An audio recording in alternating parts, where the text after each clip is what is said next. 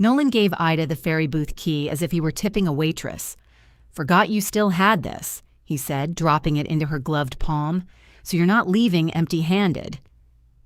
3 hours later, Ida stood alone at the old village landing with the key in the sea-green door, and freezing mist hardened along the booth's windows. She had carried a battery lantern inside, hung it from a bent hook, then stepped back out to inspect the cracked service pane before daylight failed. Fresh snow edged the pier. Beyond it, the channel lay calm and dark, and Lantern Island was a low gray line beneath the clearing sky. The booth's weathered white siding looked blue in the cold. Its chained gangway extended from the right side of the building, half buried in drifted snow. Ida rubbed the service window with one worn brown glove. Frost gathered under her palm, then broke away in a damp oval. Something pale blue stood upright on the counter inside. She lowered her hand and leaned closer without touching the glass. Her weather-lined face hovered faintly in the reflection. Silver hair bright against her rust-red coat, navy scarf pulled tight beneath her chin. Behind that reflection, held by the tarnished brass clip Walter had once polished every spring, was a single ferry ticket. Not a note, not money, just one unissued ticket waiting in a building everyone had decided was useless. Ida stared at it and wondered why the last thing left to her looked as though it had been waiting for someone. That morning, Nolan had brought 2 coffees to the house. He still remembered that she took 1 sugar and enough milk to turn the coffee the color of beach sand. He had also remembered the cinnamon twist she used to buy after Walter's hospital appointments. The paper bag sat open on the kitchen table, sweet grease making a dark crescent at the bottom. For 10 full seconds, Ida had allowed herself to believe the visit might be an apology. Then she saw the blue folder under his arm. "Closing went through," he said. He removed his damp shoes by the back door without being asked. Nolan had always been strangely obedient about floors. At 12, he would lie without blinking about where he had been all afternoon, then come home and wipe his boots twice because Ida had just mopped. She kept both hands around the coffee cup. "Today?" They moved it up. "You said Friday." I said, "Probably Friday." "You said Friday at 11. Nolan drew out the chair across from her and sat. He wore a charcoal sweater Ida had given him 2 Christmases earlier, and there was a loose thread near his left cuff. She had the absurd urge to reach across the table and break it off. The investor was ready, he said. Their attorney was ready. There was no reason to drag it out. There was the reason that I live here. You knew the sale was happening. I knew you intended to sell. Mom. The word had changed over the years. Once it had meant, "Come look, I did this." Then it had meant, "Don't tell Dad." Lately, it meant, "Stop making this harder." Nolan opened the folder. Ida saw a copy of the closing statement, its blocks of numbers precise and clean. He placed 1 page in front of her, though her name appeared nowhere requiring a signature. He had legal title. They both knew it. 6 years earlier, Walter had been too ill to climb the stairs. The roof had leaked into the spare bedroom, and a red notice from the town had sat beside a stack of oncology bills. Nolan's credit had been good then. His idea had sounded almost practical. "Put the house in my name. I'll refinance it, fix the roof, catch up the taxes. Nothing changes for you and Dad. It's your home as long as you want it." Ida had signed knowingly. She had not been confused, pressured, or tricked by fine print. The promise that mattered had never been written down. Nolan tapped the closing sheet. "After the mortgage payoff and fees, there wasn't as much left as you think." "How much do I think?" He pushed his coffee aside. "You know what I mean." "No. That's a phrase people use when they don't want to give a number." His jaw tightened in a way that brought Walter back so sharply she almost looked toward the hall. Father and son had shared that small movement, the mouth flattening before anger, though Walter's anger had usually burned off quickly. Nolan stored his. "I've carried this property for 6 years, he said. "Insurance, taxes, the roof loan, emergency plumbing. I didn't invent those bills." "No, you didn't. And it still needs foundation work, a full electrical upgrade, probably new drainage. The offer was good, better than good considering. Ida looked past him toward the sink. 2 mugs sat upside down on a towel. She had packed the dish rack yesterday, then unpacked it because she still needed somewhere to put wet things. Leaving a house happened that way. Every box created another small problem. You told your father I could stay. I told both of you what I believed at the time. That's a polished sentence. It's the truth. It's half of one. Nolan stood and carried his untouched coffee to the sink. For a moment, she thought he might pour it away, but he set it beside the mugs as neatly as if the house still belonged to a family that would be using it tomorrow. The motel is paid through the end of next week, he said. That gives you breathing room. 8 nights is breathing room. I offered to help you find an apartment. You sent me 3 listings. One was upstairs over a bait shop. You said you wanted to stay near the water. She looked at him then, and something in her face made him turn away. On the counter lay a yellow tape measure. Nolan had used it the previous evening while walking room to room with the buyer's property manager. Ida had been wrapping Walter's old glass fishing floats in newspaper. The manager had asked whether the dining room table would remain because it looked authentically coastal. Nolan had said, probably, before asking Ida. The table was maple, scarred near one corner where Nolan himself had dropped a cast-iron toy truck when he was 8. Ida had already hired 2 men to take it into storage. Where's the rest of the money going? She asked. What rest? The equity after your list of rescues. His shoulders lifted and lowered. I have obligations. So do I. I'm not leaving you on the street, no. You found a motel 6 miles from it. He turned. What do you want me to do, Mom? Kill the sale? It's closed. You want me to keep sinking money into a house you can't afford because Dad made me say something in the worst month of our lives? Ida felt the warmth of the coffee through the paper cup. That was almost clever enough to make her doubt her memory. Almost. Your father didn't make you say it. No, he just looked at me from a hospital bed and waited, and you looked back at him and promised. Nolan pressed his fingertips to his eyes. He seemed tired, not theatrical. That was the trouble with him. He was not a man who woke in the morning planning cruelties. He simply arranged every difficult fact until the cost landed on somebody else. When he lowered his hand, he noticed a small brass key on the windowsill. What's that for? The Ferry booth. That thing is still standing? It was last fall. He picked up the key. A square of cork served as its float, stained nearly black with age. Ida had found it while clearing the drawer beneath the telephone. I thought the landing went with the house. You thought wrong. Nolan glanced through the kitchen window in the direction of the bay, though the old landing was down the road and hidden by spruce. That parcel's separate? It always has been. Why?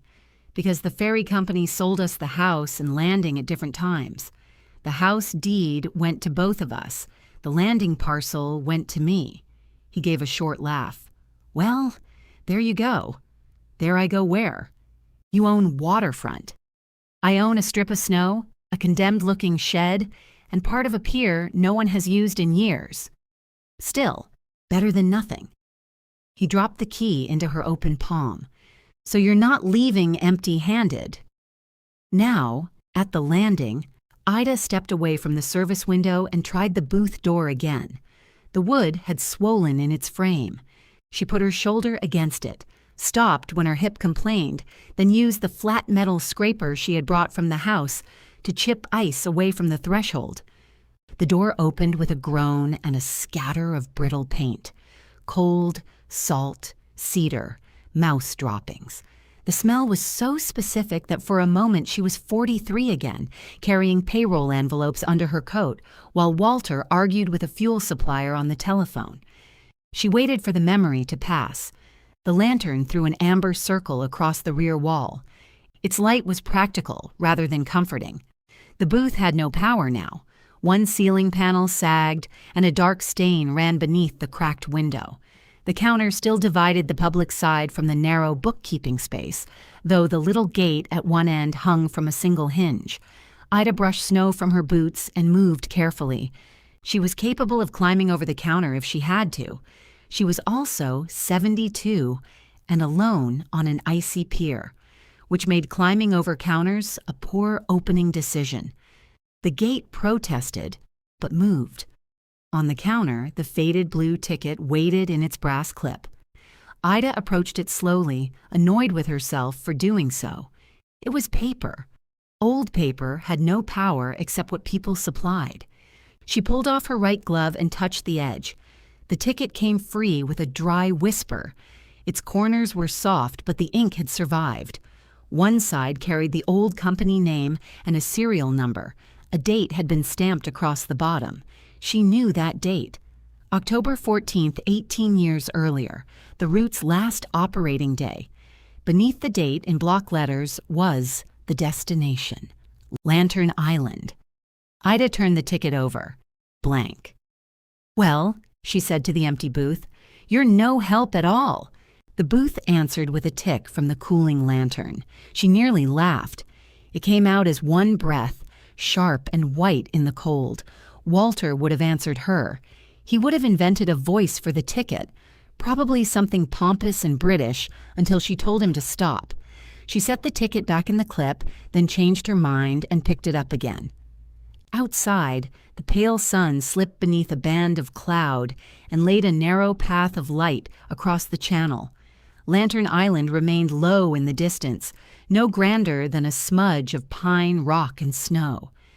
Ida had spent 30 days being told where she could not remain. The blue ticket named somewhere else. Ida held the ticket toward the lantern.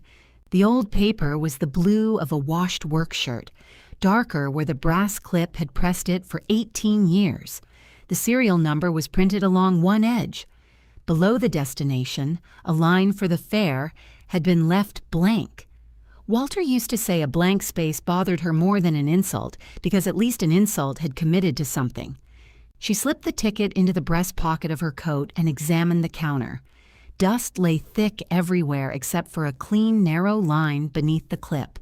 A dead fly rested upside down in the coin tray. The ticket punch was gone, as was the locked cash drawer Walter had taken home after the final run, but a stub of pencil remained tied to the wall by faded string. "Luxury accommodations," Ida said. The floor dipped near the service window. When she shifted her weight onto her right foot, the boards made a low complaining sound. Not broken, perhaps, but not interested in guarantees. She moved back. Above the bookkeeping side of the counter, 2 cardboard cartons sat on a shelf Ida could not reach without standing on something. The smaller one leaned against a rusted can of marine varnish. Salt damp had softened its bottom into a gray belly. There was an old wooden stool under the desk. Ida pulled it out, tested each leg with both hands, then looked from it to the sagging floor. No. At 72, wisdom sometimes consisted of remembering how long it took a bruise to go away. A push broom stood in the corner. She used its handle to nudge the smaller carton toward the edge of the shelf, inch by inch, until she could support the bottom with one hand. The cardboard gave way anyway. A spill of paper folders slid down her coat and struck the floor around her boots. One folder burst open. Pink passenger copies fluttered beneath the counter. Ida closed her eyes.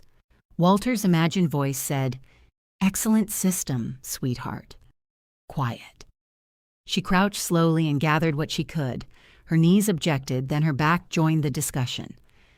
Most of the papers were receipts, fuel slips, and handwritten crossing sheets from the route's final 2 years. The ink had feathered on several pages, but the numbers were still legible. She found 3 copies stamped Lantern Island within the first handful.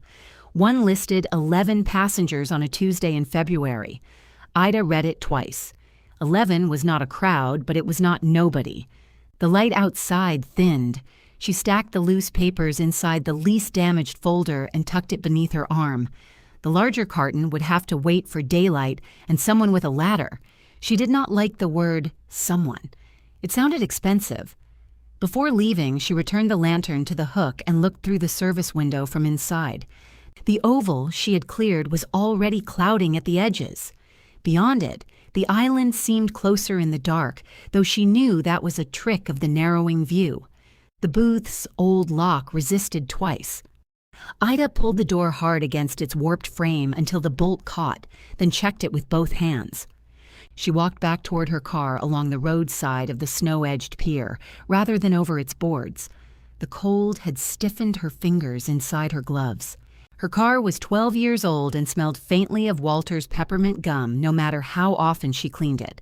The trunk contained 2 suitcases, a banker's box labeled taxes, a lamp without a shade, and the framed wedding photograph she had refused to send to storage.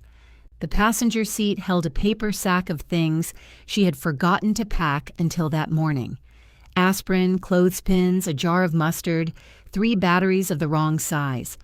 She placed the Ferry folder on top of the mustard and drove to the Harbor Rest Motel. The sign had lost the H in harbor, so the blue neon advertised Arbor Rest above a parking lot bordered by dirty snowbanks. The desk clerk, a woman near Ida's age with a silver braid and purple reading glasses, had looked at Ida's suitcases the first night and quietly changed her from a second-floor room to one near the ice machine. Ida had thanked her without asking whether she looked temporary or defeated. Inside room 7, the heat was set high enough to soften crayons, though there were no crayons and no reason for there to be. Ida turned it down, removed her coat, and laid the blue ticket on the little round table beside the Ferry folder. The room had 2 landscape prints, both depicting somewhere warmer than Maine. A plastic-wrapped cup sat beside the sink. The bedspread was the color of canned peas. She checked the printed receipt on the dresser. 8 nights, paid by Nolan. After that, the weekly rate was $490 plus tax. Ida had $11,612 in savings, though $1,000 was already promised to the storage company for 3 months, and another $800 would be needed if the car's exhaust problem proved to be what the mechanics suspected. She could afford time, but not much of it. She heated tomato soup in the microwave and ate it from a paper bowl while sorting ferry slips by date. The route records showed trips to 3 destinations. 2 were mainland work sites that no longer existed. Lantern Island appeared repeatedly, sometimes with 4 passengers, sometimes 14, occasionally only 1. The 1-passenger crossings had notes beside them. Medical. Generator part missed regular. Ida found that phrase 6 times in one winter month. Missed regular meant the scheduled boat had not run, so Walter's company had made an extra crossing. It also meant somebody had paid for fuel and captain time that could not be spread across enough fares. She opened her old laptop. It took long enough to wake that she had time to wash the paper bowl, dry it, and wonder why she was saving it. The motel Wi-Fi required a password printed on the cardboard sleeve of the room key. Ida entered it twice. The first time she mistook a lowercase L for a number 1, an offense for which she blamed both the motel and the modern world. A search for Lantern Island produced rental photographs from summer, a marine forecast, 2 real estate listings that had expired, and a plain website for the Lantern Island Residents Cooperative. Its homepage had not been updated in 16 months. There was a contact number for the treasurer. Ida looked at the bedside clock. 7:23. She could call. Adults on islands did not go to bed at 7:23 merely because mainland people imagined them sitting beside kerosene lamps. She reached for her phone, stopped, and entered the number into a notebook instead. Calling would turn curiosity into something else. She returned to the papers. The final operating sheet was dated October 14th, the same date stamped on the blue ticket. The morning run listed 9 passengers to Lantern Island. The afternoon return listed 12. At the bottom, in Walter's handwriting, were 3 words, last regular service. No farewell, no reason. Walter had never wasted ledger space on grief. Ida examined the serial numbers of the issued tickets. They ran consecutively, ending one number before the ticket on her table. The blue ticket had been next. She touched its edge with one finger. Her phone rang. Nolan's name appeared on the screen. Ida let it ring twice before answering. She did not want him imagining she had waited for the call. "You get settled?" he asked. "I'm inside somewhere. What does that mean?" "It means I'm not answering from the parking lot." He sighed. I was checking on you. How thoughtful. Can we not do this every time we talk? You're welcome to develop a more specific question. There was a pause filled by faint road noise. Nolan was driving.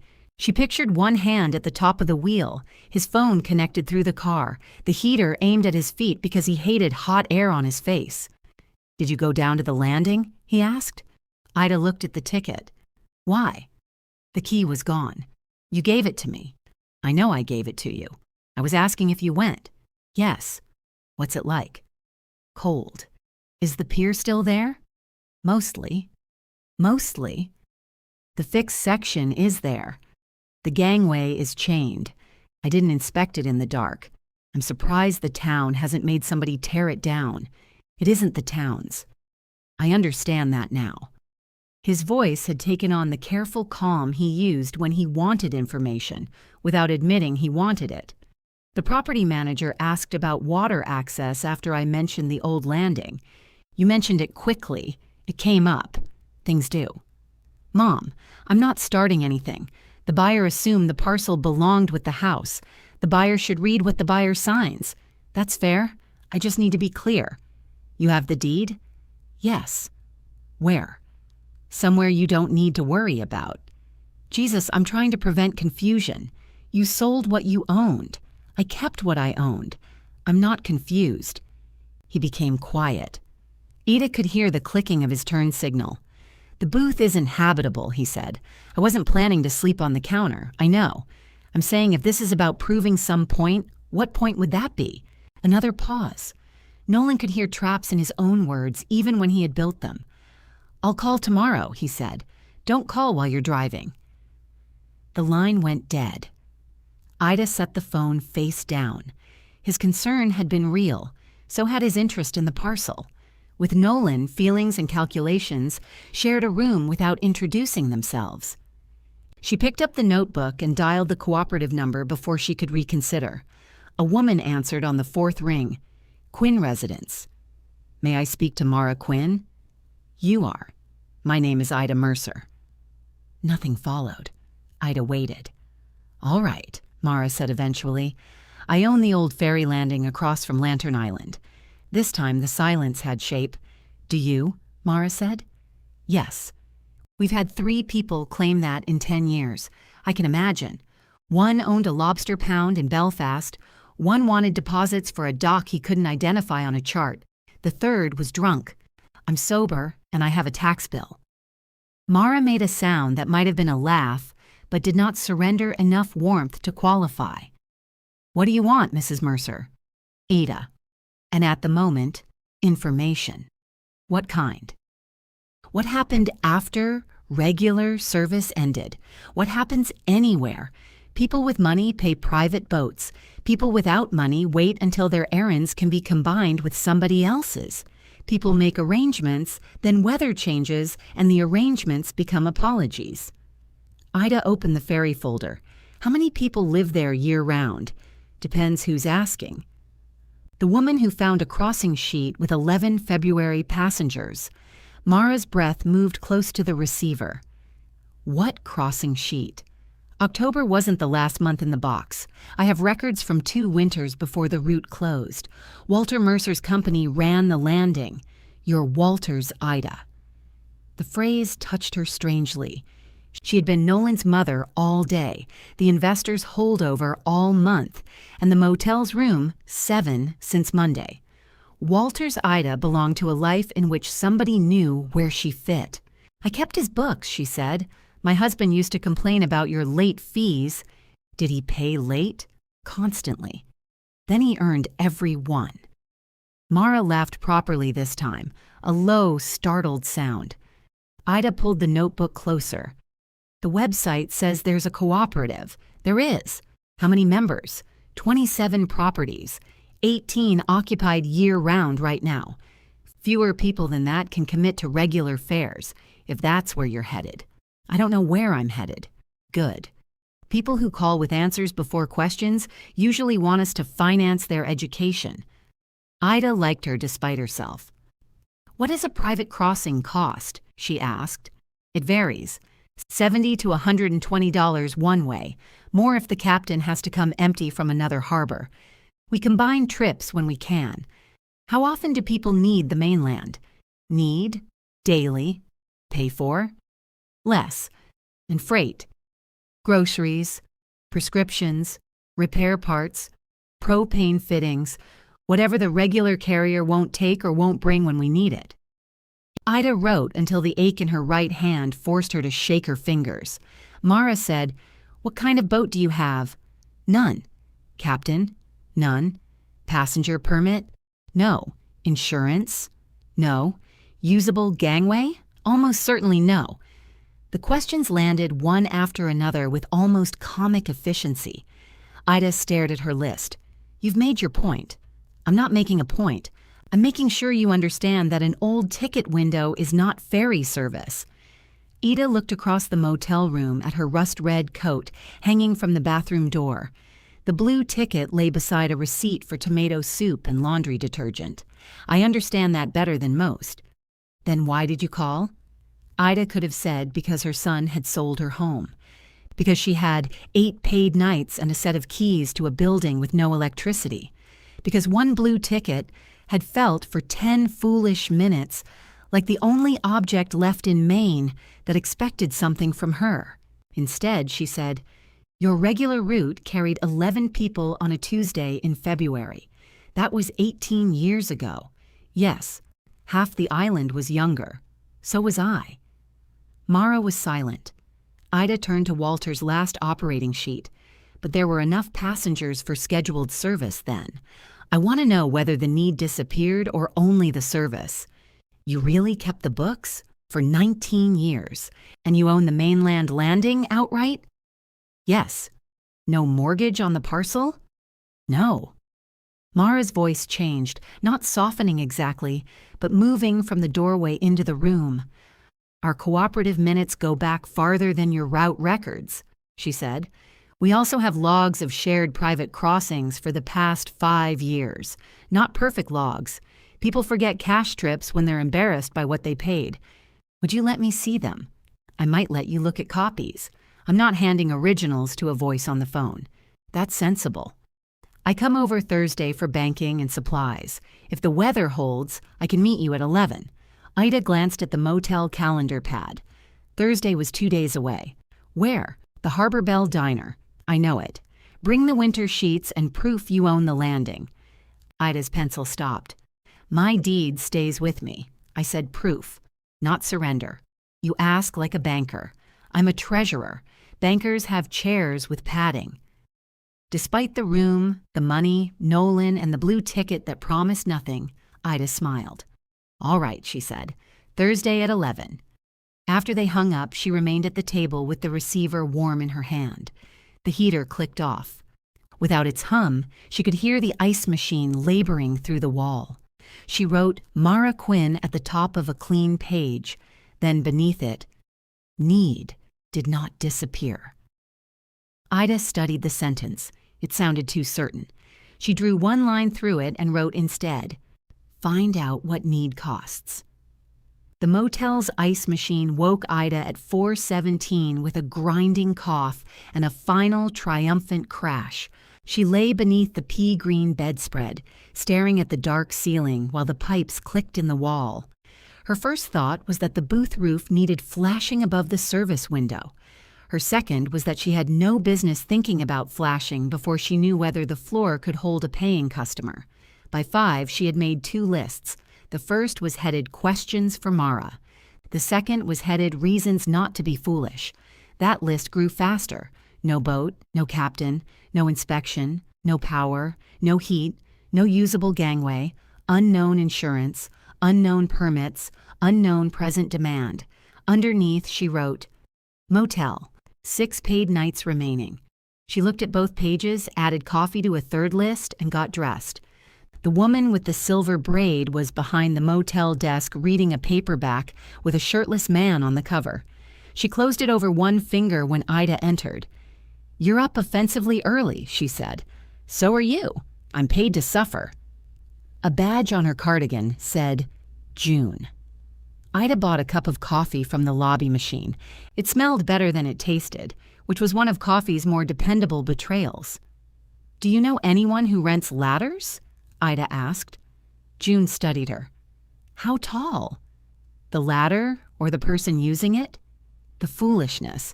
About 6 feet. That's moderate foolishness." June reopened her book. "Hardware store rents stepladders. They'll want a deposit." "What are you reaching?" "A box. Use a chair." "The floor is questionable." June closed the book again. "Then don't put a ladder on it. I'm not putting it on the questionable part. That's what people say before an ambulance arrives." Ida carried the coffee toward the door. "You staying another week?" June called. Ida stopped. The answer should have been yes. She had no apartment and had not filled out a single rental application. Still, saying yes felt like turning a room number into an address. "I'll know Thursday," she said. June's expression softened, but she did not ask why. "Weekly rate goes up in March." "Of course it does. Everything pretty does." The booth was prettier in the morning only because its defects were easier to count. Peeling siding curled from the cedar boards. The cracked pane had trapped a white feather of ice. Along the right side, the chained gangway sloped crookedly toward the water, its metal rollers orange with rust. Ida did not rent a ladder. Instead, she drove to the storage facility and found the folding aluminum step stool Walter had used to change smoke detector batteries. It was rated for 225 pounds, which seemed less like engineering information than a rude personal question. Back at the booth, she placed it on soundboards near the rear wall and climbed only high enough to slide the second carton from the shelf. The box was heavier than expected. She lowered it against her chest, hugging 18 years of damp paper while the stool trembled beneath her. "Don't you dare," she told it. The stool behaved. Inside the carton were ledger books, route schedules, maintenance receipts, canceled checks, and a dented tin containing ticket rolls. Mold had taken the bottom inch of several folders. Ida carried the salvageable records to her car in small loads. She found no miracle among them. The old company had not owned a forgotten vessel or retained a secret account. It had ended the way many small businesses ended. Equipment aged, costs rose, Walter grew tired, and nobody with enough money wanted the work. That was oddly reassuring. If the route had died because of a single hidden catastrophe, she would have been chasing a ghost. Ordinary failure could at least be measured. She spent the rest of the day at the motel table entering figures into her laptop. Fuel prices from 18 years earlier meant little, but passenger patterns meant more. Mondays and Thursdays had been strongest. Winter traffic fell by nearly half, yet it never vanished. Freight charges had covered more costs than she remembered. So had monthly ticket books sold in advance. Walter had disliked advance sales. "People act like buying 10 rides means they own the timetable," he once complained. Ida had answered, "It means they've lent you money without interest." The ticket books had appeared the following month. At 10 that night, her spreadsheet showed a loss under every fare she considered. She changed assumptions until she caught herself making them dishonest, restored the original numbers, and went to bed angry. By Thursday morning, freezing fog had canceled 2 lobster boats and delayed the private launch bringing Mara Quinn to the mainland.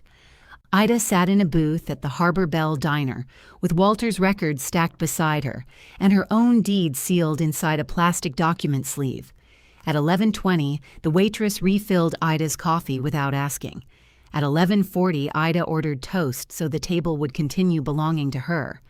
At noon 3, the diner door opened and a woman in a dark green parka entered carrying a canvas banker's bag. Mara Quinn was tall, narrow-faced, and moved with the careful balance of someone whose body still expected the floor to shift beneath her. Snowmelt darkened the shoulders of her coat. Behind her came a broad man wearing rubber-soled boots and a navy watch cap. His gray beard was clipped short except for one rebellious patch beneath his chin. Mara spotted Ida's rust-red coat and came directly over. "Ida Mercer? You must be the reason my toast is cold. You should see what the channel did to my morning." The man removed his cap. Channel didn't do anything. Fog did. Jonah, if you want accuracy, get your own conversation. He looked at Ida. She gets seasick when she's annoyed. I get annoyed when you say that. See? Ida moved the records aside. Mara sat across from her. Jonah Pike took the outside end of the booth without waiting for an invitation, though he did place his cap politely on his knee. I didn't realize this was a committee meeting, Ida said. It isn't, Mara replied. Jonah brought me over. And now I'm waiting for visibility to improve, Jonah said. Unless you've got a spare room. At the motel, technically. He glanced at the Ferry ledgers. Walter Mercer's? Ida's hand rested on the top book. You knew him. I knew his wake. Mara gave Ida a dry look. That is captain language. For yes. Jonah ignored her. He ran a practical boat. Ugly stern. It was less ugly from the accounting office. Everything is. Mara opened her canvas bag and removed 3 thick envelopes, each fastened with an elastic band. Shared crossing logs, cooperative minutes, copies only. Ida slid the plastic sleeve across the table. Current property tax statement and the deed page with the parcel description. You may look, you may not take photographs. Mara read both pages carefully. Jonah watched the fog through the diner window. 10 feet of road frontage? Mara asked. 12 at the narrowest point. It widens around the booth. And the fixed pier? Included to the mean low water line. The submerged section is subject to state rules, same as any shore parcel. You've had somebody confirm that? I paid the tax bill last October. That wasn't my question. The deed has not changed since I acquired it. Mara met her eyes, then nodded. All right. She returned the sleeve. No ceremony, no delighted announcement. Ida appreciated that more than she expected. The cooperative logs were handwritten in 6 different styles. Dates, passenger initials, mainland destinations, amounts paid, cancellations, freight. Several entries had question marks where costs should have been. Those are cash rides people don't like admitting to, Mara said. Because? Because someone will ask why they paid $100 to collect a $30 prescription. Jonah turned from the window. Because they wanted the prescription. I understand the reason, Ida said. I'm asking why hide the cost. Mara removed her gloves finger by finger. Pride. Arguments over reimbursements. Sometimes the captain gives one person a lower price and tells them not to discuss it. Sometimes a resident claims a trip was cooperative business when it was mostly for something personal. Mostly? Human beings resist neat categories. Ida began adding marks beside recurring names. How many of these people would commit to a schedule? I asked around after you called. Ida looked up. I didn't promise anything, Mara said. I asked whether 2 set mainland days would be useful. And? Everyone said yes. That isn't the same as paying. No. When I asked what fare they would prepay, everyone became a philosopher. Jonah smiled into his coffee. Mara pulled out 1 sheet. 9 households gave numbers. 4 others said they might buy individual trips. The rest want to see a vessel, schedule, cancellation policy, freight rules, refund terms, and proof of insurance. They're right, Ida said. They're exhausting. They can be both. The 9 proposed monthly amounts were not enough. Ida totaled them twice, though she knew after the first pass. This wouldn't cover fuel, she said. Depends on the boat, Mara replied. No, Jonah said, it doesn't. Ida turned toward him. What do you charge, Mara? For today? $85 each way. For 1 passenger. For my time, fuel, engine hours, and a boat that won't leave her in the channel. Mara spread butter across Ida's abandoned toast. He says that as though the alternative improves my bargaining position. What vessel? Ida asked. 32-foot enclosed launch. Inspected for 6 passengers under my present certificate.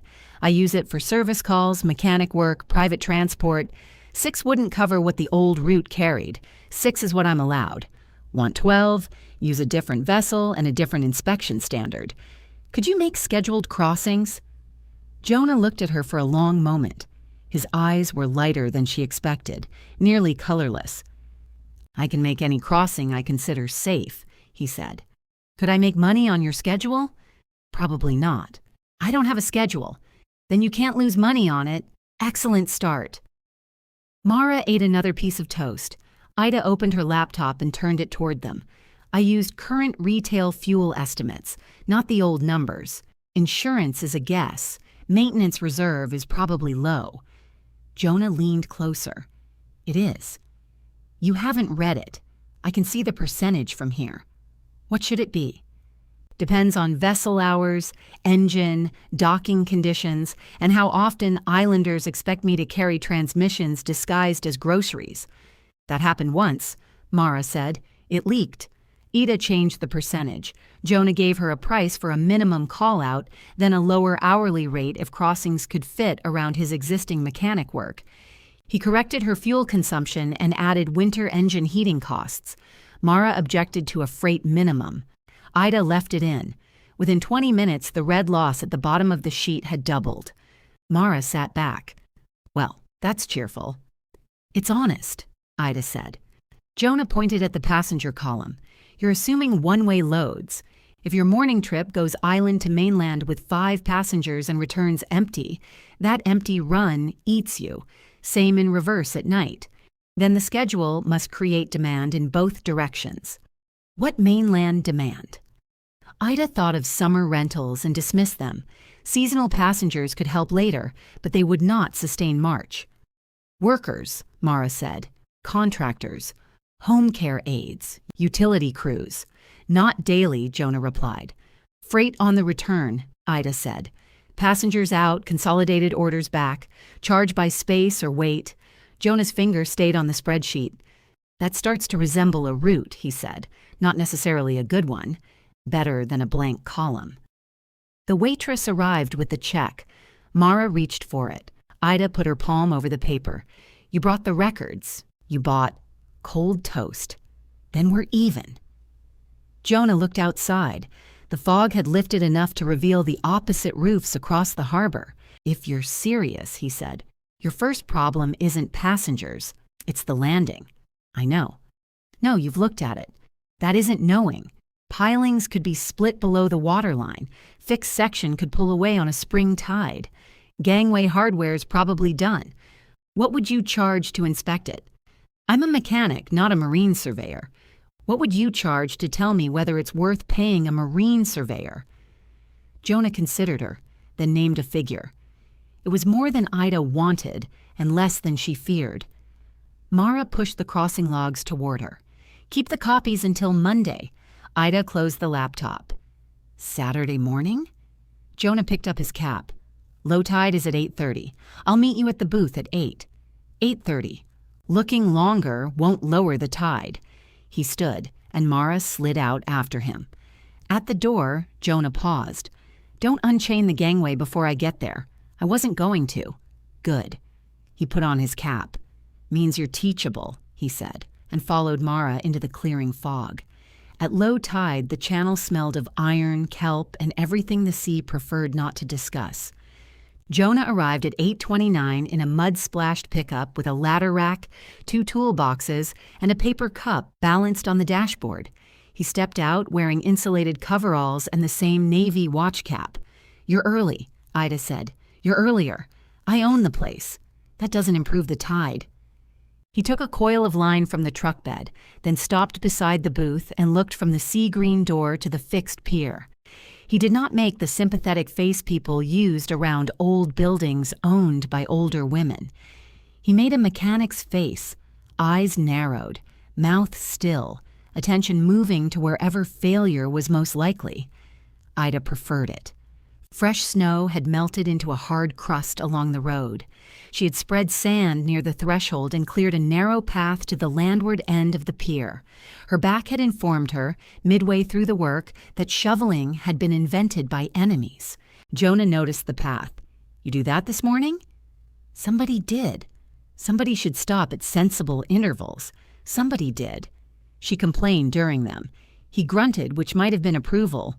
Before stepping onto the pier, Jonah crouched at the shore connection and drove the blade of a screwdriver into the timber. It entered farther than Ida liked. That bad, she asked. That wet. Those aren't the same? Sometimes. He worked methodically, sounding boards with a small hammer, probing fasteners, photographing joints, and marking suspect spots with orange chalk. Ida followed at a distance that let her see without making him responsible for her footing. At the first piling, he tied his safety line to a shore cleat, lay flat, and leaned over the edge to inspect below the high water stain. Ida watched the back of his coveralls stretch over the water. You charge extra if I have to pull you out? You couldn't. I could call someone. That's the correct answer. The piling was weathered but not split. 2 others had surface rot. A crossbrace beneath the fixed pier had loosened at one end and shifted enough to make the outer boards flex. The gangway rollers were frozen. One hinge plate had cracked through, and its bolts had swollen the surrounding wood. Jonah stood beside the chain and put one gloved hand on it. This stays, I gathered. No public use. No test walk, no standing halfway down to see how it feels.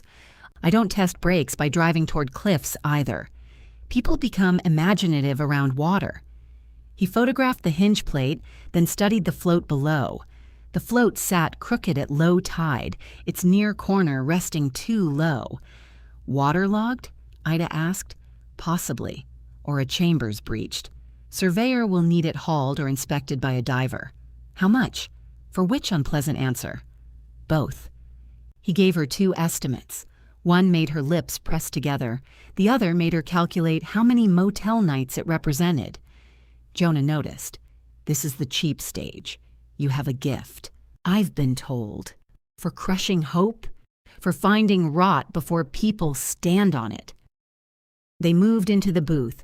Ida had carried the rescued ledgers back to the motel, but she had left the blue ticket in its brass clip above the open ledger she used for notes.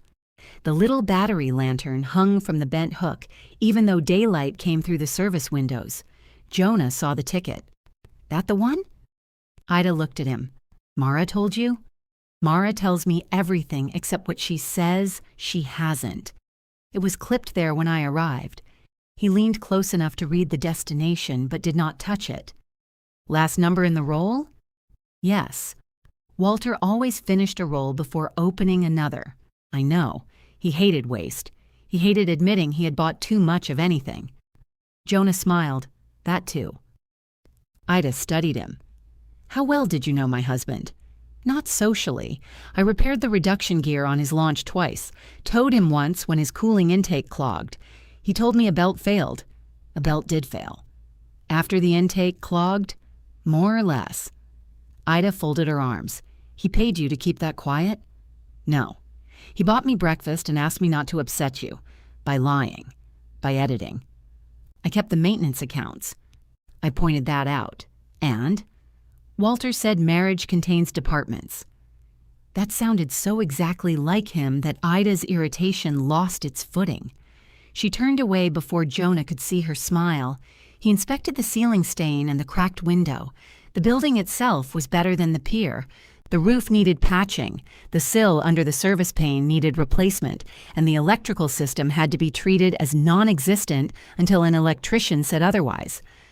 The floor dip came from one weakened joist, not a collapsed foundation.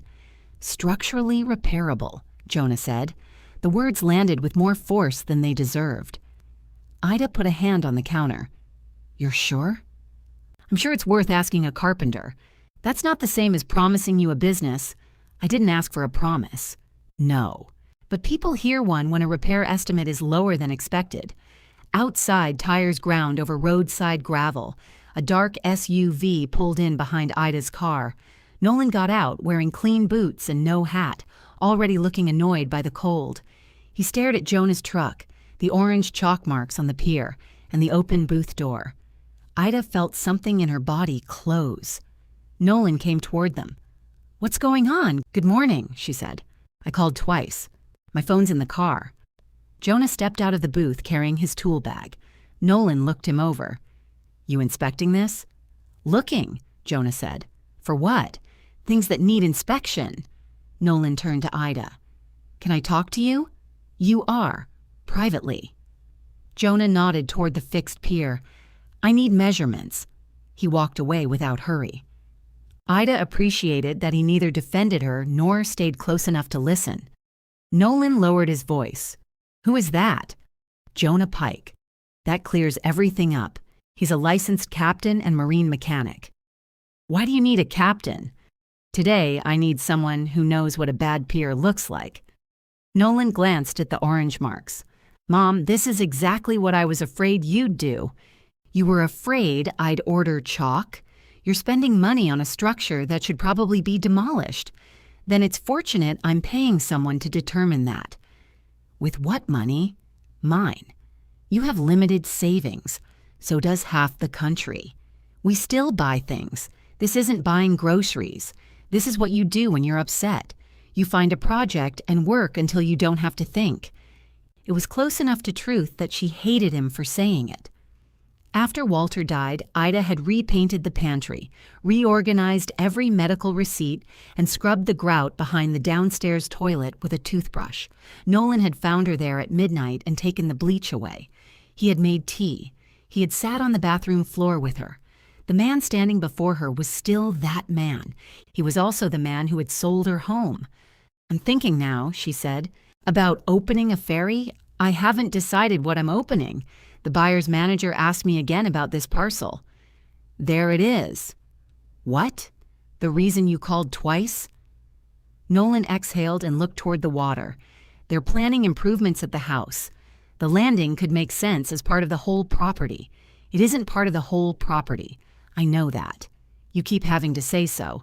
They might be willing to take it off your hands." "Take it? Buy it. You could use the money for a decent apartment instead of throwing it into rotted boards. You don't know what they'd offer." "I could ask." "You already did." He rubbed his forehead. The skin below his eyes looked dark, as if he had not slept. "I mentioned that you might consider something reasonable. You offered property you don't own to people who just bought the house you promised I could live in. I didn't offer it. I opened a conversation." "Close it." "Why?" "To prove you can say no to me?" Ida looked at the booth. Through the service window, the faded ticket stood in the brass clip. In daylight, it looked small enough to misplace. "No," she said, "because I haven't found out what I own yet. You own a tax liability. Perhaps. A dangerous pier. Currently. And a shed with no plumbing. I never admired it for the plumbing." Nolan's laugh escaped before he could stop it. For 1 second, they were themselves. Then he saw that she had heard it too, and the warmth went out of his face. "I don't want you hurt," he said, "then stop helping." The words struck harder than Ida intended. Nolan looked down at her sanded path. "Call me when you're ready to talk like we're family." He walked back to his SUV. Ida waited until he had driven away before turning. Jonah stood at the pier's shore end, writing measurements on a small waterproof pad. He gave no sign of having heard anything. "How much of that was bad?" she asked. "The cross brace? The landing?" He studied her, understood, and chose the question she had asked. Enough to cost money. Not enough to walk away yet. He listed the order of work.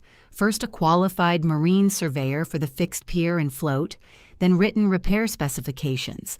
Only after those numbers should she pay for design work on a replacement gangway hinge and rollers. The booth could wait, except for stopping water intrusion before another storm. "And permits?" she asked. "Depends on scope. Replacing in kind is simpler than changing dimensions. Public passenger use brings more requirements than private access. You'll need insurance quotes before you know whether any of this makes sense. Can you recommend a surveyor?" 2. One is good and slow. The other is good and expensive. Which answers the telephone? The expensive one. Ida wrote both names in her notebook. Jonah removed his gloves, took out a printed invoice, and placed it on the booth counter. The amount matched what he had quoted at the diner. No added travel charge, no mysterious equipment fee. "You're supposed to inflate it after seeing I Own Waterfront," she said. "I saw the waterfront." He pointed toward the mud exposed below the pier. "Very luxurious." Ida paid him by check. Writing the amount made her stomach tighten more than hearing it had. The check represented 4 motel nights, nearly 5 if she counted tax. Jonah folded it without looking at her balance. At his truck, he paused. "The cooperative is meeting Monday night," he said. "Mara told you that too." She asked if I'd attend. "Will you?" "No." "Why not?" "Because they'll ask what a scheduled route costs, and I don't know what route you're proposing. I'm not proposing one yet. Then Monday's meeting will be about wanting things. Wanting is cheap." He opened the truck door. Ida looked across the channel. A patch of sun moved over Lantern Island, briefly showing a few dark roofs among the trees. "What comes after wanting?" she asked. Jonah put one boot on the running board. "Deposits," he said. "Then you find out who meant it." After he left, Ida returned to the booth and sat behind the counter. Her checkbook lay open beside the ledger. She wrote the new balance carefully, subtracted the motel extension she had not yet paid, then added the high survey estimate beneath it. The figure at the bottom was too small. Her phone showed a missed call from Nolan and a message from Mara. "Meeting moved to 7 Monday. Bring numbers if you have them." Ida looked at Jonah's orange marks outside, each bright slash naming something weak. She turned to a clean ledger page and wrote, "No route yet." Below it, she listed what certainty would cost. Certainty cost $650 plus mileage. The expensive surveyor answered on the second ring, listened without interrupting, and offered Ida a cancellation slot Monday morning. He required payment at the site and promised a written report within 5 business days. "Can you tell me anything useful before the report?" Ida asked. "I can tell you whether paying me was a mistake. That would be useful only afterward. Most certainty is." Ida booked him. She went directly from the booth to the harbor rest and paid for another week before courage could become arithmetic. June ran Ida's card, frowned at the terminal, then turned the screen so Ida could see the higher March rate before confirming it. "I warned you," June said. "You did. You want housekeeping? Only if they can remove financial dread from the carpet. That's deep clean service. Costs extra." Ida signed the receipt. Back in room 7, she placed it beside Jonah's invoice and the surveyor's quoted fee. Her savings had begun to resemble a block of ice left near a stove. Nothing dramatic happened. The edges simply withdrew. She spent Sunday turning the cooperative's crossing logs into columns. Dates, direction, passenger count, freight, price, cancellation, reason for travel. The reasons refused to behave like numbers: work, medical, bank, repair, visit, weather hold. One entry said mainland denture and had been underlined twice. Ida did not laugh until she imagined Walter categorizing it as essential cargo. Patterns emerged after midnight. The strongest regular need was not daily commuting. It was predictable access. 2 mornings off island, 2 afternoon returns, with groceries and ordered supplies traveling back when passenger seats were light. Private crossings happened at random because the islanders had no schedule to organize around. Measuring only existing trips might undercount demand, but guessing at trips that had never happened would be a polite way to lie. She built 3 versions of a route. The first served everyone and lost money magnificently. The second charged enough to make private boats look friendly.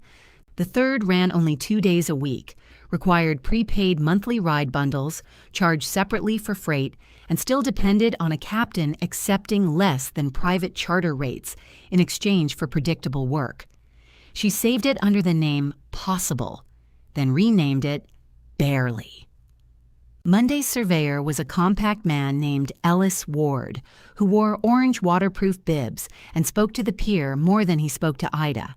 Jonah had arranged access to a small work skiff so Ellis could examine the pilings from the water.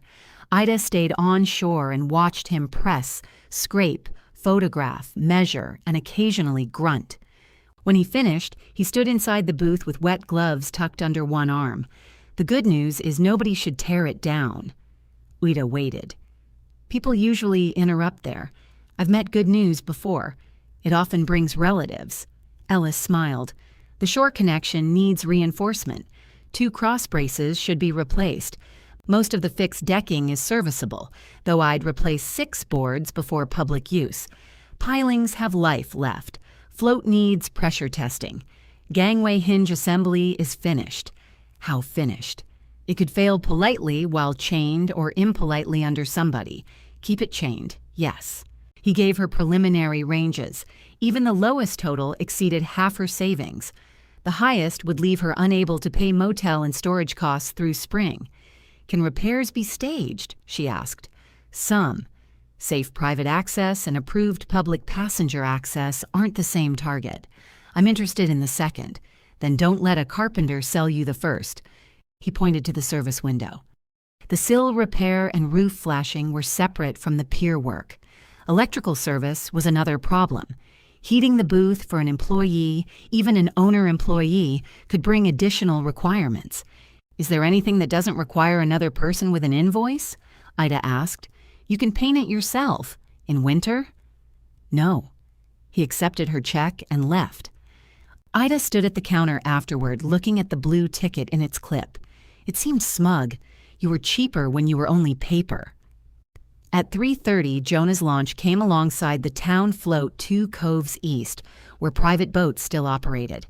Ida arrived carrying Walter's route ledger, her laptop, Mara's copied logs, and a canvas tote containing 2 sandwiches she had no appetite for.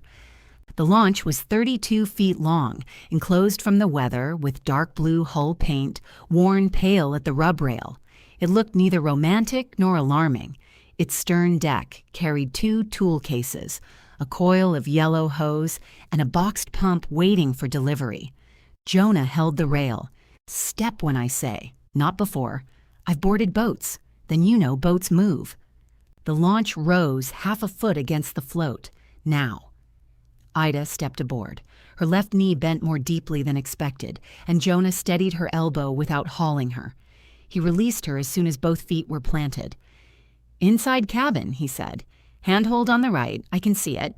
Good. Saves pointing. Mara sat behind the passenger windshield with a stack of cooperative papers on her lap. He's charming when he has an audience. I'm charming when people follow instructions, Jonah said. The crossing took 11 minutes in calm water. Ida timed it without meaning to. Jonah kept the engine at a steady working speed, neither hurrying nor stretching the trip. The mainland booth grew small behind them. Its weathered white walls blended into the snow until only the sea-green door remained distinct. From the water, Lantern Island did not look like an answer. It looked cold. Gray ledges edged the shore. Spruce and fir crowded low houses connected by a narrow road marked with tire ruts. No mansion rose above the trees. No resort dock waited with flags. The cooperative landing was a timber float tucked inside a rocky cove, protected from the worst channel wind, but inconveniently far from several homes. Jonah approached slowly, shifted to reverse, and placed the launch against the float with barely a bump. 11 minutes, Ida said. Today. What in bad conditions? In bad conditions, 0. We don't go. Mara stood. Put that in large print. The island meeting was held in a former net shed with a propane heater that made the front row too warm and left the back row in coats. 14 adults sat on folding chairs. Their ages and clothes varied, but nearly all wore the same guarded expression Ida had seen on customers questioning a repair bill. Mara introduced her without mentioning Nolan or the motel. This is Ida Mercer, owner of the old mainland landing and former bookkeeper for Mercer Coastal Ferry. A man near the heater raised his hand. Former as in she retired? Former as in the ferry closed, Ida said. Are you reopening it? No. The room shifted. Someone coughed. Ida set her laptop on a scarred table. I'm finding out whether it can be reopened. Those are different things. A woman in a red fleece vest leaned forward. Mara said you had numbers. I have incomplete numbers. That sounds encouraging. It should sound accurate. A few people smiled. Ida showed them the existing trip patterns without displaying passenger names. She explained the waste built into random private crossings, then the limits of a scheduled service. A 6-passenger launch could not carry every person whenever they pleased. A route could lower per-person costs only if enough people committed before knowing whether they would use every ride. "What fare?" the man near the heater asked. For the barest workable model, $32 one way if purchased in a monthly bundle, $40 for an individual reserved seat, freight separate. The room became quieter. "That's still $64 to go to town and back," someone said. Yes, the old ferry wasn't anywhere near that. Neither was diesel. What about seniors? Ida looked around. Most of us could qualify if we tried hard enough. That earned a larger laugh, but not surrender. The woman in the red vest crossed her arms. "How many bundles?" 12 monthly commitments at a minimum of 4 one-way rides each. More if the captain's fixed rate is higher than my estimate. I don't have a captain agreement. Jonah stood in the back by the door, his watch cap in his hands. He had said he would not attend. Apparently waiting outside in the cold had revised his principles. "What's your estimate?" he asked. Ida told him. "Low," he said. "How low?" "Enough." Murmurs traveled through the chairs. Mara turned toward him. "You could have shared that before the meeting. She didn't ask me to price a route." "You corrected my maintenance reserve," Ida said. "That wasn't a quote." "No, it was free irritation." Jonah's mouth moved at one corner. "My specialty." The man near the heater asked, "So we're sitting here discussing a ferry without a price? Boat, repaired pier, or permit?" "Yes," Ida said. "Because if 12 people won't commit at approximately this fare, there's no reason to buy the rest." It was the first statement that settled them, not inspired them. Settled them. A woman near the rear said she would commit to 4 rides monthly if unused rides could roll over for 1 month. The man by the heater wanted freight credit instead. Someone else needed Thursday crossings, not Tuesday. 2 wanted the right to transfer rides to another cooperative member. 1 refused any plan requiring payment before launch. Ida wrote every condition. The room grew argumentative, then practical. Days mattered. Refund timing mattered. Whether a missed weather crossing counted against a bundle mattered very much.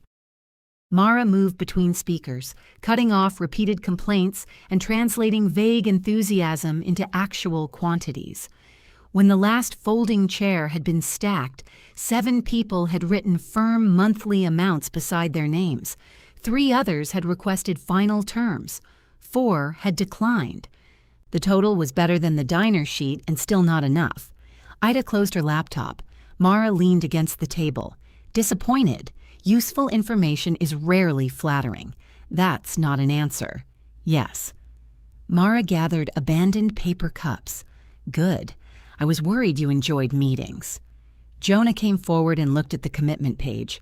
You'd need 2 crossings each service day, Ida said. Island to mainland in the morning, mainland to island in late afternoon. Freight can fill part of the return capacity. Which 2 days? Thursday is essential. Monday or Tuesday for the second. Tuesday. Mondays are mechanic days. You said you weren't pricing a route. I'm not. Mara set down the cups. What are you doing? Jonah took Ida's pencil and wrote a figure beneath her estimated captain cost. It was higher, but not ruinous. That's for an 8-week trial, he said. 2 service days a week, weather at my discretion, 6-passenger limit, no hazardous freight, no waiting while somebody finishes shopping. Ida stared at the figure. Why? Predictable work. And your pier might be usable before mine needs new engine mounts. That isn't very noble. Noble doesn't buy engine mounts. Mara smiled. Now we have 9 commitments. No, Ida said. We have 7 commitments and 1 conditional captain. Jonah handed back the pencil. Teachable. On the return crossing, Ida sat behind the port window with her calculations open on her lap. The launch carried no passengers besides her, but the boxed pump and Mara's empty grocery crates occupied the stern. Halfway across, Ida looked toward the old booth. From the channel, she could see the fixed pier reaching into the water and the gangway hanging crooked beside it. The route now had numbers, passengers, and a captain willing to discuss terms. It also had a broken way to reach shore. Jonah followed her gaze. "That gangway bothers you more from this side," he said. "It's uglier from a distance. Most expensive things are." He adjusted the throttle as they entered the mainland cove. The launch settled lower in the stern, and the engine's steady vibration traveled through Ida's boots. "You going back to the motel?" he asked. She looked at him. "Key sleeve is sticking out of your tote." Ida pushed the cardboard sleeve down between the ledgers. "Harbor rest. How long?" "That depends on whether you're asking as a captain or a mechanic. As the person deciding if an 8-week trial is likely to vanish when you find an apartment in Portland. I have no intention of moving to Portland. That wasn't the important part." The town float rose toward them. Jonah brought the launch alongside and stepped out with the line. Ida remained seated until he secured it. "My son sold my house," she said. Jonah's hands paused on the cleat. "He owned it legally," she added. "There's no courtroom ending. There's only a motel bill." Jonah finished the knot. "And the landing? Mine. So this route is revenge." "No, that came fast. Because I've considered it." "Since when?" "Since you started asking rude questions." He held out his hand as the launch shifted. Ida took it and stepped onto the float. "I don't operate revenge charters," he said. "I'm not asking you to." "What are you asking?" Ida lifted her tote onto the dock. Whether scheduled transportation can pay for itself, that's less interesting. It's also the only question I can afford. Ellis Ward's report arrived by email the next afternoon, 38 pages, including photographs of rust, rot, loosened fasteners, and one close view of a barnacle that appeared personally offended. The conclusion occupied 4 lines. The fixed pier was repairable. The float required pressure testing and likely chamber work. The chained gangway was not safe for use. Before public passenger service, the landing needed specified structural repairs, replacement hardware, non-slip surfaces, lighting, and inspection after completion. Ida printed 2 copies at the public library. The printer charged 15 cents a page and jammed at page 29. She stood beside it while a librarian opened 3 plastic doors and spoke to the machine in the same tone June used with the ice maker. "Does anything work the first time?" Ida asked. "Bad news does," the librarian said. Ida left with $11.40 worth of certainty. 3 marine contractors declined to bid before April. One said the job was too small. Another said public passenger use made it too large. The 5th, Reuben Shaw, agreed to inspect the report and cite for a fee, then subtracted that fee from his estimate when Ida pointed out that he had spent 12 minutes at the landing, and 7 of them discussing his truck. His written quote was $9,400. It included the cross braces, decking, shore connection, gangway hinge assembly, rollers, rails, and non-slip coating.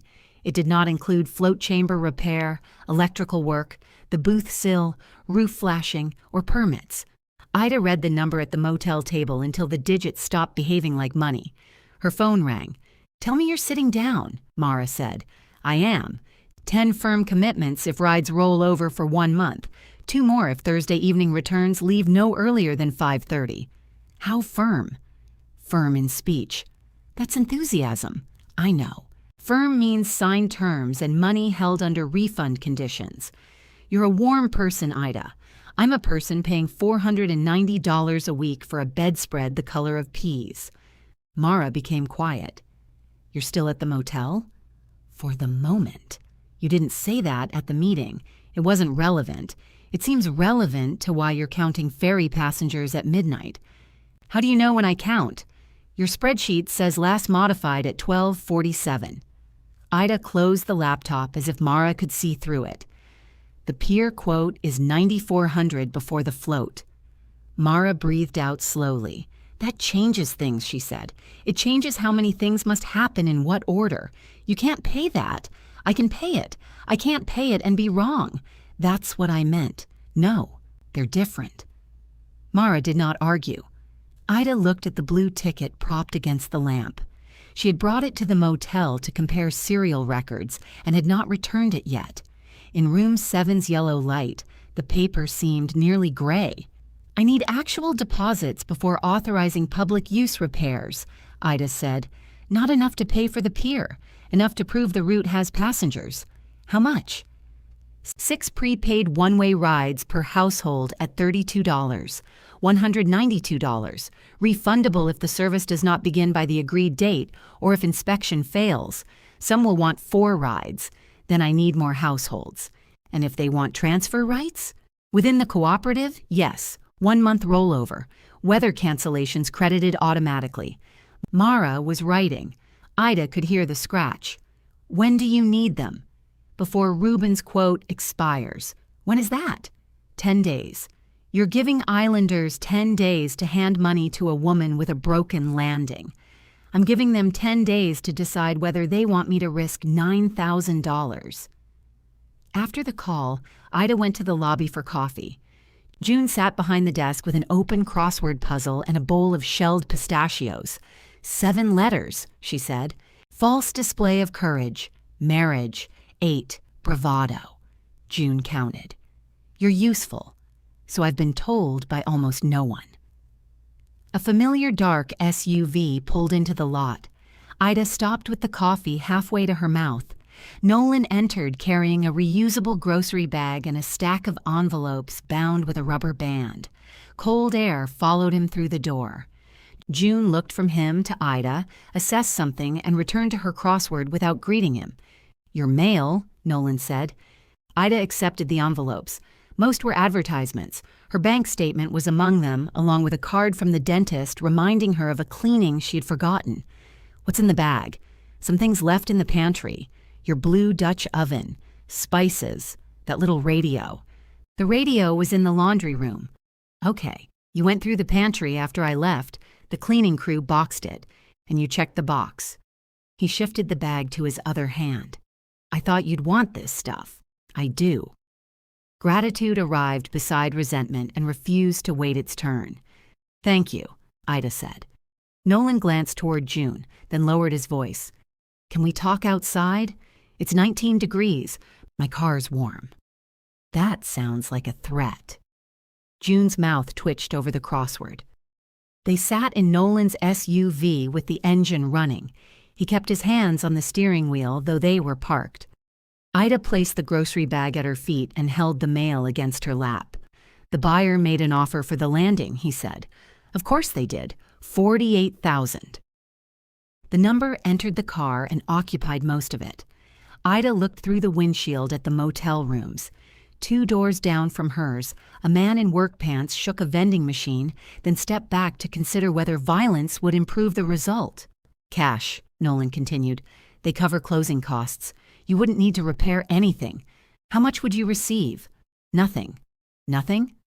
It's your property. You arranged the offer. I asked what they were thinking.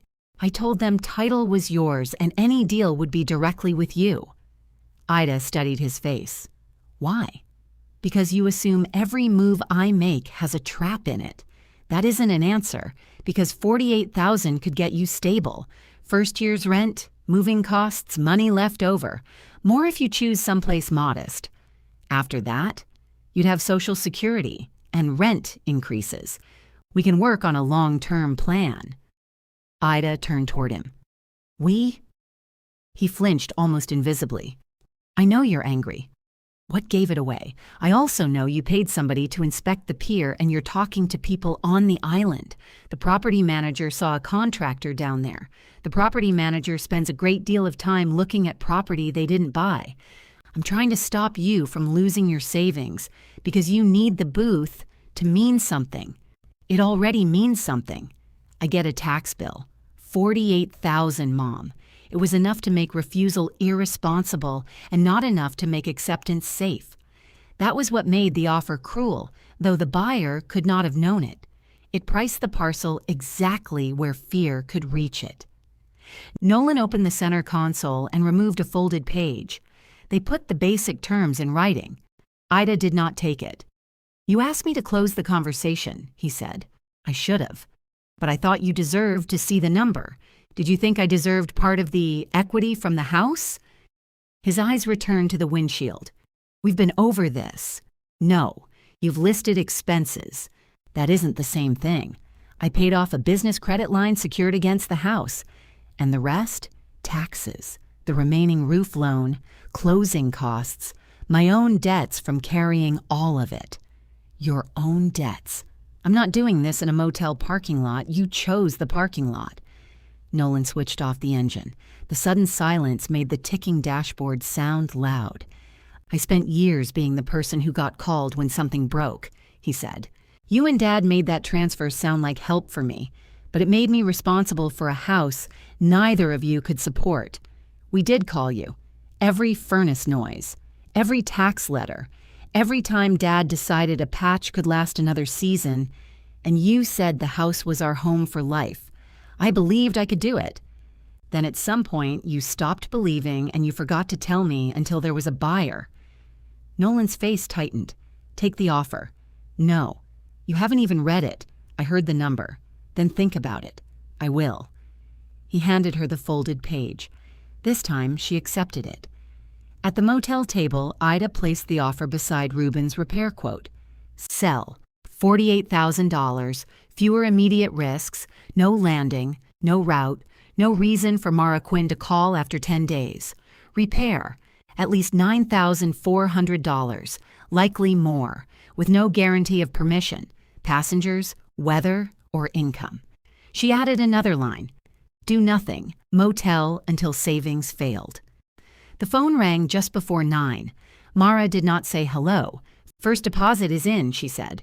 One, mine. You don't receive special terms. I would be insulted if I did. Ida opened a new ledger page. Mara continued. 2 others asked for the agreement tonight. Jonah wants to see your cancellation language before he signs anything. He's not a passenger. He says your refund rules determine whether he gets blamed for fog. That sounds like him. Ida wrote Mara Quinn and $192 beneath the date. It was a very small amount beside the 2 larger numbers on her table, but it was the first one that belonged to something not yet built. Mara's deposit remained alone for 36 hours. Ida created a separate account for prepaid fares because holding other people's money in the same account as motel charges felt like leaving groceries beside paint thinner. The bank required an in-person appointment, 2 forms of identification, and an explanation of the business name. What is the business name? The banker asked. Ida had not considered that. The booth's old company name, Mercer Coastal Ferry, belonged to Walter's dissolved corporation. Using it would invite paperwork and ghosts. Lantern Landing Service, she said. The banker typed it. Ferry service? Not yet. Water taxi? No. Passenger transportation? Potentially.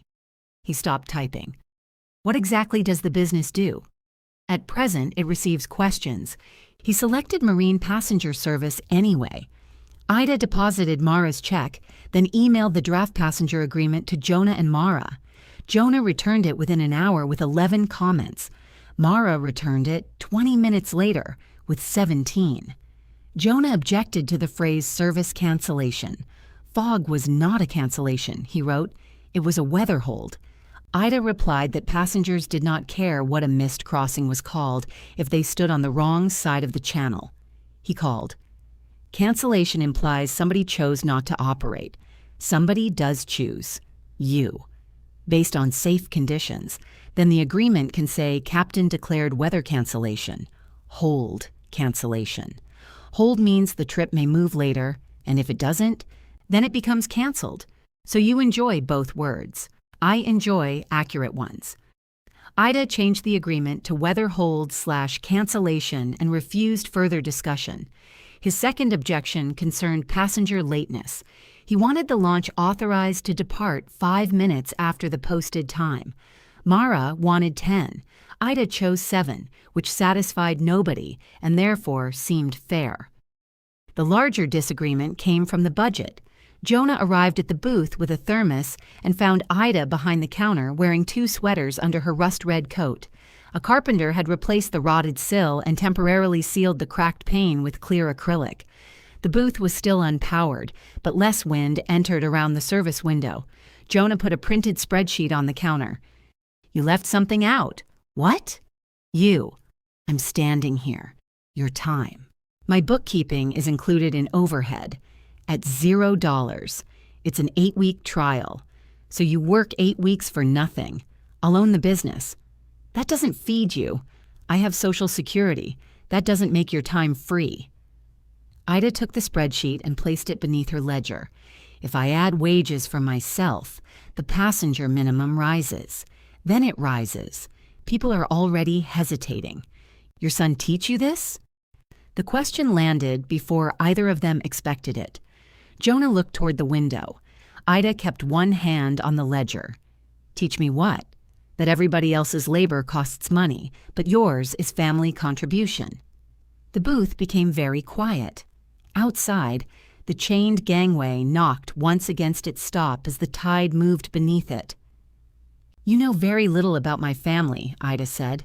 I know you're living in a motel while your son asks what you're spending. I told you that in confidence. You told me on a public dock. We were alone. Still public. She wanted to ask whether he always made concern sound like an accusation. Instead, she turned the spreadsheet back toward herself. What would you put in? For your time? Yes. $22 an hour. She laughed. For sitting in a booth. For managing bookings, taking payments, coordinating freight, keeping compliance records, making weather calls with me, handling refunds, and being blamed when someone misses a dental appointment. 22. Minimum. That adds nearly $3,000 over 8 weeks. If you work 16 hours a week, I won't. You worked past midnight on the route model. That was planning. Ah, invisible labor, famous for being free. Walter had said something similar once, years after Ida stopped drawing formal wages from the Ferry company so they could keep a deckhand through winter. He had thanked her with flowers and then continued accepting the arrangement. She wrote 22 in the wage cell. The route total turned red. There, she said. Now it respects me and fails. Jonah poured coffee into the thermos lid.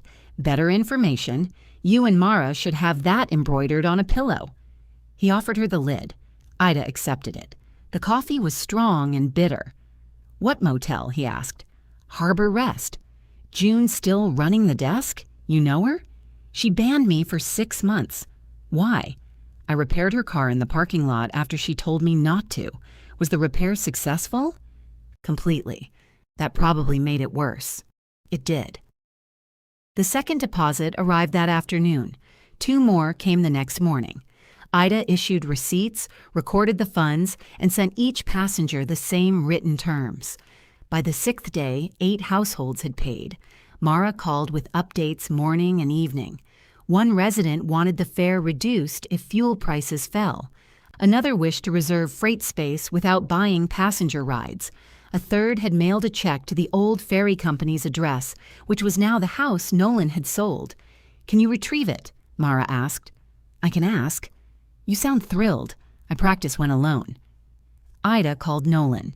He answered immediately. I need a piece of mail that may have gone to the house. The new owner's forwarding everything. It may be addressed to Mercer Coastal Ferry.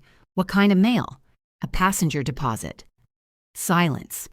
Nolan said, You're taking money? Refundable prepaid fares for a route that doesn't exist? The terms say exactly what must happen. Does whoever gave you this money know the pier is unsafe? Yes. And that you don't have permits? Yes. And that you're in a motel? That is not a marine condition. Mom, listen to how this sounds. It sounds like a conditional service agreement. It sounds like you're desperate. Ida moved the phone away from her ear, then brought it back. Will you ask about the envelope? He exhaled. Yes. Thank you. Did you consider the offer? I considered it. And? It remains an offer. $48,000 is more than that booth will earn in years. That may be true. Then why won't you sell? I didn't say I wouldn't. The words surprised him into silence. They also surprised Ida. She had not rejected the written offer. It lay in the motel drawer beneath the Gideon Bible. Every night she calculated what $48,000 could do. A small apartment deposit. 2 years of rent if she was careful. Car repairs. Dental work. The ability to buy groceries without comparing the price of every ounce. She also calculated what happened after 2 years. Nolan said more gently, "I can help you find somewhere. You found me somewhere before." "That's not fair." "No," Ida said, "it isn't." The 9th deposit came by hand. Jonah delivered it to the booth in an envelope that smelled faintly of diesel. "From Celia Ross," he said. "She was on the mainland for work. She could have mailed it. She didn't trust the mail. But she trusted you?" "She watched me put it in my inside pocket." Ida counted the money in front of him, recorded it, and sealed it in a bank envelope. "3 short," Jonah said. "4 once I pay myself." "Good." "Good? You didn't erase your wage." I considered reducing it. "To what?" "None of your business." "Means you did." Ida placed Celia's receipt in the outgoing folder. "I put it at 18. Put it back. You're not my employer. Neither are you, apparently." Mara arrived on the 10th day carrying 2 checks and a cooperative purchase order. Jonah had brought her over between repair calls. She entered the booth with sleet on her shoulders and spread the documents across the counter. 2 more households, she said. That makes 11. Still short. The cooperative is reserving freight capacity on every Thursday return for 8 weeks. Groceries, pharmacy boxes, repair parts, fixed minimum payment whether we use all the space or not. Ida read the purchase order. "Where does the money come from?" "Our existing transportation fund. We spend more than this reimbursing emergency private freight. This has to be approved." It was, 7-2. What did the 2 say? One thinks we should wait for the county to solve transportation, and the other doesn't like me. Honest vote. The freight commitment did not equal a household passenger bundle, but it produced more reliable revenue. Ida entered it into the model. With her wage restored to $22, Jonah's captain rate, fuel, insurance estimate, maintenance reserve, refunds, and freight, the bottom line showed a narrow positive figure, $286 for the entire 8-week trial. Mara peered at the screen. "That's all? That's what remains if nothing goes wrong." Jonah looked over her shoulder. "Something will." "You should sell greeting cards," Ida told him. The model was viable only in the strictest sense. It could pay its direct costs and Ida's modest wage. It could not recover the peer investment during the trial. Long-term survival would require additional individual fares, more freight, summer traffic, or all 3. Ida printed the commitment summary. Reuben Shaw met them at the landing that afternoon. He reviewed Ellis's report again and divided the work into stages. Shore connection and cross braces first. Gangway removal and hardware fabrication second. Decking, rails, coating, and final adjustments last. Float testing could happen while the hinge parts were being made. "How soon?" Ida asked. "If I order steel, Monday, 3 weeks. 4 if the fabricator gets a bigger job. And payment, 30% to start. 40 when hardware arrives. Balance after inspection." Mara and Jonah stood outside while Ida remained at the counter with Reuben's contract. The buyer's offer was in her tote. For $48,000, she could sign 1 page and walk away from every bad board, delayed part, fog argument, and narrow margin. No one on Lantern Island would blame her for choosing shelter over their inconvenience. Jonah might even approve. Mara would not, but she would understand arithmetic. Ida looked at the brass clip. The blue ticket was back where she had found it, above the ledger. It promised no money. It did not promise that the route would work. All it proved was that 18 years earlier, the next fare had been expected. She signed Reuben's contract and wrote the deposit check. When she came outside, Nolan's SUV was parked across the road. He stood beside it with a white envelope in his hand.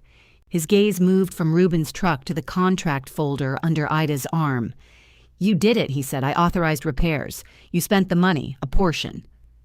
Nolan held out the envelope addressed to Mercer Coastal Ferry. The buyer found this in the mailbox. Ida took it. "You could have told me you'd already decided," he said. "I hadn't. And now? Now I've decided what to do first. That's not the same as knowing where this ends." "No." His anger faltered. He had expected defiance, perhaps a victory speech. Ida had neither. Reuben started his truck. The engine rattled, then caught. Nolan looked toward the old pier. What if it fails? Ida tucked the envelope into her ledger folder. Then, I'll know what it cost, she said. For once, the cost will be mine because the decision was mine. Reuben returned 2 mornings later with lumber, steel brackets, and a crew of 2 adults who moved carefully over the fixed pier. Before they touched the gangway, they photographed the chain and secured the structure with lifting straps.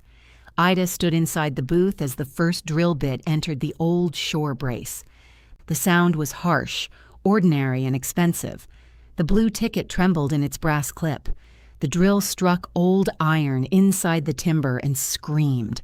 Every person on the pier stopped. Reuben withdrew the bit and examined its blunted tip. There's a bolt where no bolt should be. Can it stay? Ida asked from the booth doorway. Anything can stay if you don't mind what it does later. He sent one of his crew beneath the pier at low tide with a light and found that an earlier repair had been made by sandwiching a cracked brace between 2 shorter boards. The hidden bolt held the patch together. It had also trapped seawater against the original timber until the center softened. Reuben climbed back onto shore and added figures on his clipboard. How much? Ida asked. You always start there, because your answers end there. He showed her the change order. $840 for longer marine-grade timber, new hardware, and additional labor. Ellis missed it. Ellis doesn't own X-ray vision. He charged as if he did. Reuben laughed, then stopped when Ida did not. We can leave it out of this stage. It'll hold through spring. But not public inspection. I wouldn't promise that. She signed the change order. The repair crew removed 6 deck boards and stacked them beside the booth. Beneath one, they found a rusted spoon, 2 bottle caps, and a silver-colored earring with no stone. Reuben handed the earring to Ida as if he had discovered an heirloom. Your fortune, he said. Put it toward the change order. By noon, the booth floor vibrated with sawing and hammering. Ida worked at the counter, answering passenger questions and filing permit forms, while wind moved through the temporary acrylic pane. The application for public landing use required a projected schedule, emergency contacts, proof of liability coverage, a description of passenger control, and a diagram showing how people would move from road to booth to pier without crossing vehicle traffic. The road side of the booth offered 6 feet between the wall and a shallow drainage ditch. Ida measured it 3 times. A delivery truck parked there would block the path. A passenger car waiting in the wrong place would do the same. She drew a loading zone on the inland edge of her parcel, then realized it allowed only 2 cars without obstructing Reuben's equipment. The route was becoming possible in pieces too small to celebrate. Mara collected 3 more deposits, bringing the passenger commitments beyond Ida's minimum. One arrived with the memo line, maybe Ferry, which Ida made the depositor correct. You're holding the money anyway, Mara said over the phone. A check marked maybe is not a commitment. It cleared. That makes it a funded hesitation. Mara persuaded the man to send written confirmation. Ida filed it with the others. The float failed its pressure test the next day. 2 chambers held. The third lost air so quickly that the testing gauge dropped while Jonah watched. When the float was pulled high enough to expose the damaged corner, they found a split seam and water inside. Jonah struck the side with his knuckles. A dull slosh answered. There's your extra passenger, he said. Reuben's float subcontractor estimated $3,100 to drain, weld, coat, and reset it. Replacement would cost more than twice that. Ida sat on an overturned bucket beside the booth and stared at the written estimate. Jonah stood with his hands in his coverall pockets. Don't decide while you're sitting in the cold, I'm adding. You know the number. I'm making sure it stays bad. The float repair and hidden brace consumed every dollar of contingency. Insurance had not yet been finalized. Electrical work remained outside the budget. After paying Reuben's second installment, storage, and another motel week, Ida would have less than $2,000 available. The buyer's offer expired in 4 days. Tell Reuben to stop before the gangway hardware, Jonah said. We ordered the steel. Deposits lost. Better than the balance. And do what? Think. I've done nothing else for 3 weeks. Then think somewhere warm. She stood too quickly. The world narrowed at the edges, and she caught the booth wall with one hand. Jonah moved toward her. I'm fine, you're pale. I stood up. People do that every day without tipping sideways. I skipped breakfast. It was nearly 2 in the afternoon. She'd eaten half a banana at 6 and forgotten the rest. Jonah opened his truck, took out a wrapped sandwich, and handed it to her. No, it's ham. I heard the word. Eat it. I'm not taking your lunch. I brought 2. Why? I know, Mara. Ida accepted the sandwich. Inside the booth, she ate while Jonah studied the repair estimates. He did not speak until she had finished half. You priced insurance too high, he said. I used the broker's passenger carrier estimate for a company operating a vessel. That's what this is. No, I operate the vessel. My commercial policy covers my boat and passengers underway. You need premises liability for the landing and whatever coverage the service contract requires between us. The broker knows the route structure. Did you send him my certificate and policy limits? Ida stopped chewing. You didn't have them, Jonah said, because I didn't send them. Why didn't you? You didn't ask. She put down the sandwich. I asked you for operating costs.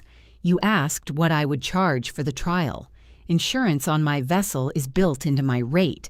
You watched me budget a separate policy. I thought that was for the landing. The number did not tell you otherwise? I don't read minds, Ida. No, you read spreadsheets over people's shoulders. He took out his phone, forwarded the documents, and waited while her device chimed on the counter. There.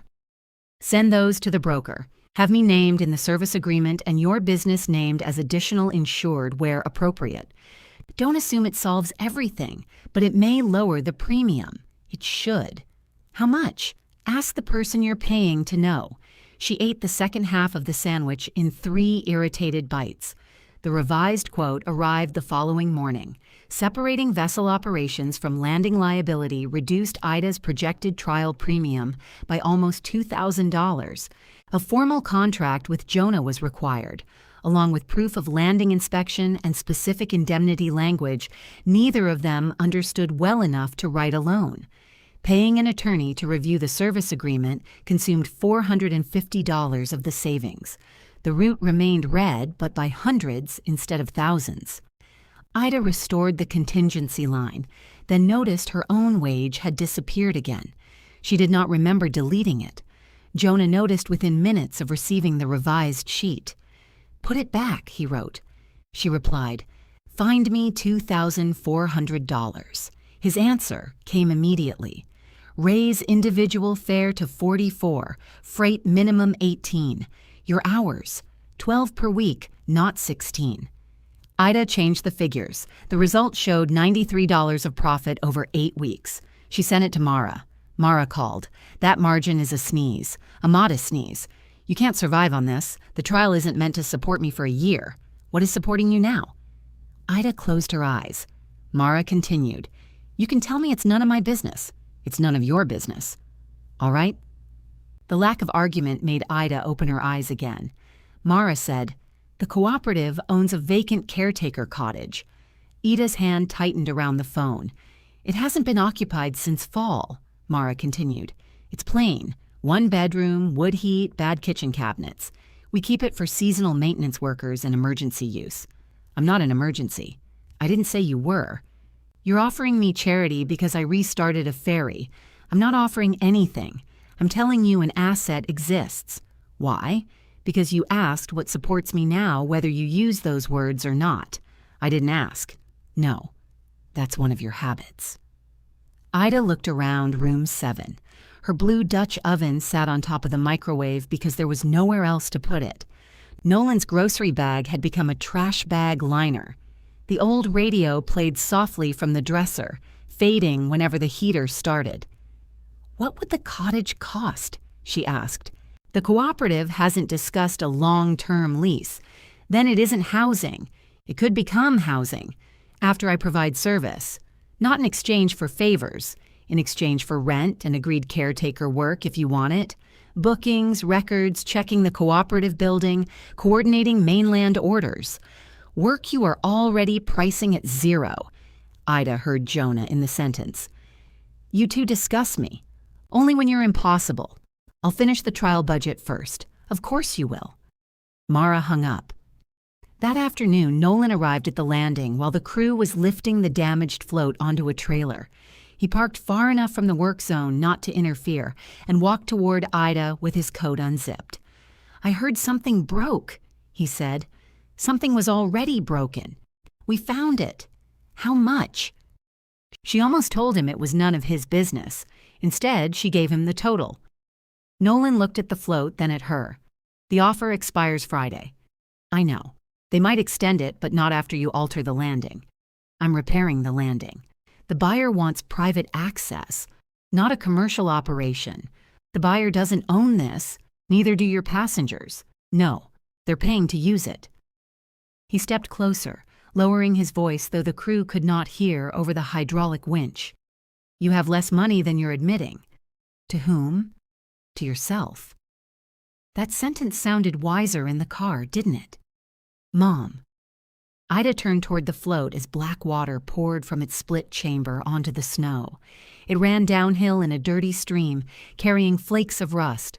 Nolan watched it too. You can still stop, he said. Yes. Then stop. His voice had no anger in it. That made the offer more dangerous. Ida looked at her son's tired face. She wanted, with a force that embarrassed her, to accept his concern as proof that the rest could be repaired. She wanted him to say he had been wrong about the house, that the sale money should have protected her, that a promise made during Walter's illness still counted after Walter could no longer enforce it. Instead, he offered her an exit from the consequences he had created. I need an answer by Friday, he said. You need one? The buyer does. Then the buyer may call me. Nolan's mouth hardened. Fine. He walked back to his SUV. Reuben came over carrying the change authorization for the float. Want me to leave you alone with it? He asked. No. Ida read the scope twice. Drain, weld, coat, pressure test, reinstall, payment due upon successful test. She signed. On Friday morning, she called the number printed on the buyer's offer. The property manager answered. This is Ida Mercer, she said. I'm calling about the landing parcel. Yes, Mrs. Mercer. Have you reached a decision? I have. She looked through the motel window at the paling sky. The property is not for sale. The manager was quiet, then courteous. May I ask whether price is the issue? No. If circumstances change, I'll know where to find you. After ending the call, Ida phoned Nolan. He did not answer. She left no message. At the booth that afternoon, the repaired float held pressure for 30 minutes, then an hour. Reuben lowered it back into the channel. It settled level on the dark water. The gangway was still absent, the steel still at the fabricator, the final inspection still weeks away. But for the first time since Ida had arrived, one broken thing floated because she had chosen to fix it. The float stayed level through 2 tides. Ida checked it at dawn, again at noon, and once after dark with a flashlight. She knew a successful pressure test did not require personal supervision by moonlight. She went anyway. Nolan had not returned her call. His silence should have been easier than his arguments. Instead, it followed her through the booth while she counted deposits, through the motel while she brushed her teeth, through the dark parking lot when a car resembling his slowed near the entrance and continued past. On the 3rd morning, Reuben's crew arrived with the fabricated gangway hardware. The new hinge plates were thick, galvanized steel, inelegant and satisfying. They lifted the gangway by straps, replaced the frozen rollers, installed handrails, and lowered it toward the float. The gangway met the repaired float 6 inches off-center. Reuben stared at it. Ida stood behind him. Is that a marine term? Don't. 6 inches? 5 3/4. Good. That's cheaper. He did not laugh. The old shore connection had shifted enough over the years that the new hardware, fabricated to the survey measurements, could not align without modifying a mounting bracket. The fabricator wanted 4 days and another $600. Reuben argued the measurement error was his and refused to pass on the full charge. Ida argued she was not paying any of it. They settled at $200 for additional materials and no labor. "I dislike you," Reuben said while writing the change. "You'll recover." The gangway was installed 4 days later. At low tide, its angle looked steep, but remained within the approved design. The new rollers moved with the float instead of shrieking against it. Reuben laid a non-slip surface and painted the outer edges marine yellow. The fresh color made the rest of the pier look older.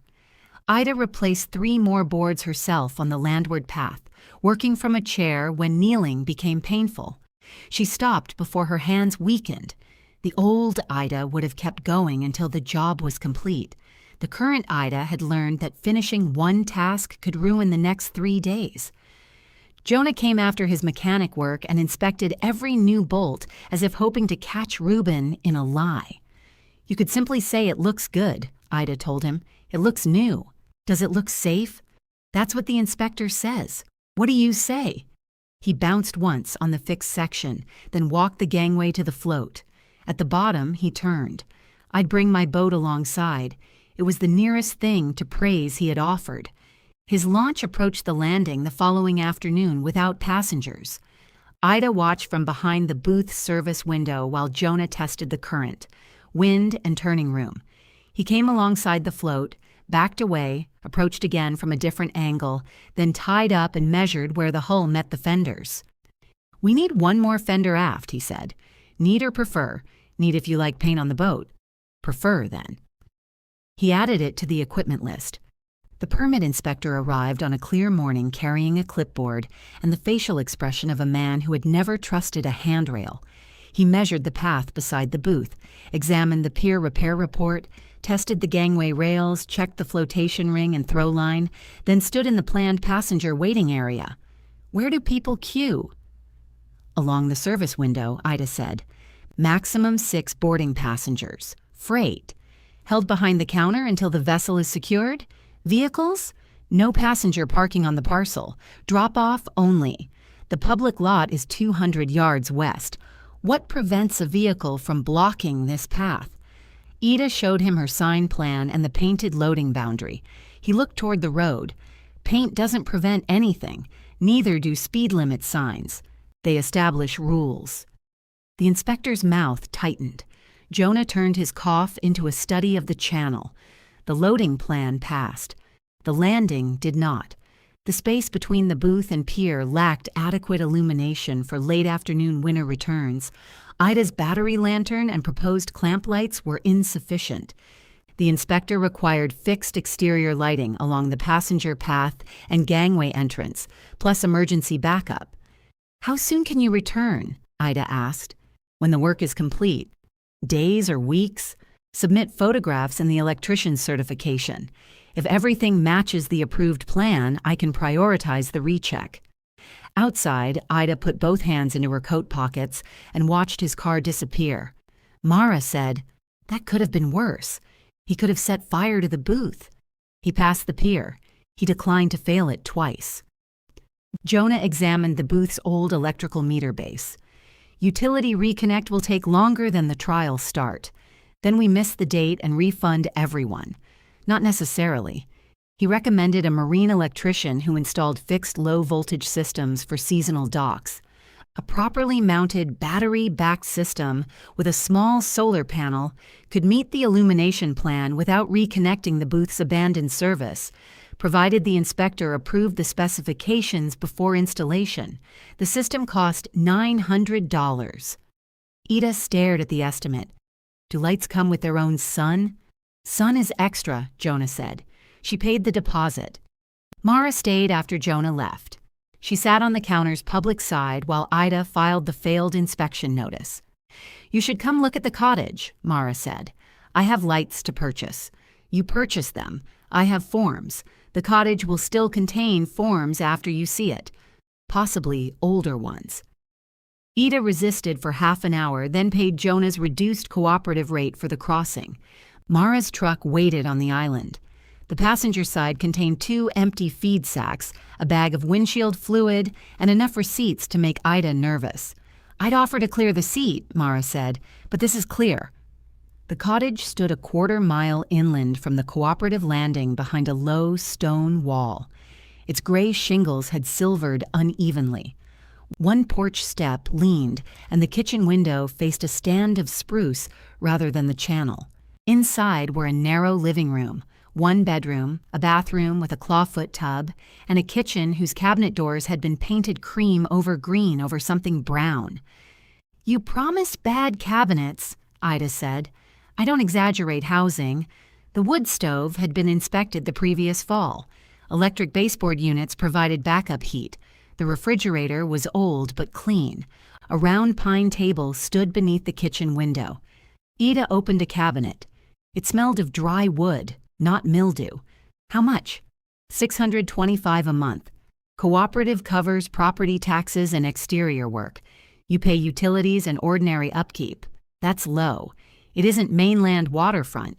It's an island cottage. It's also inconvenient, drafty, and empty. What work comes with it? Separate agreement.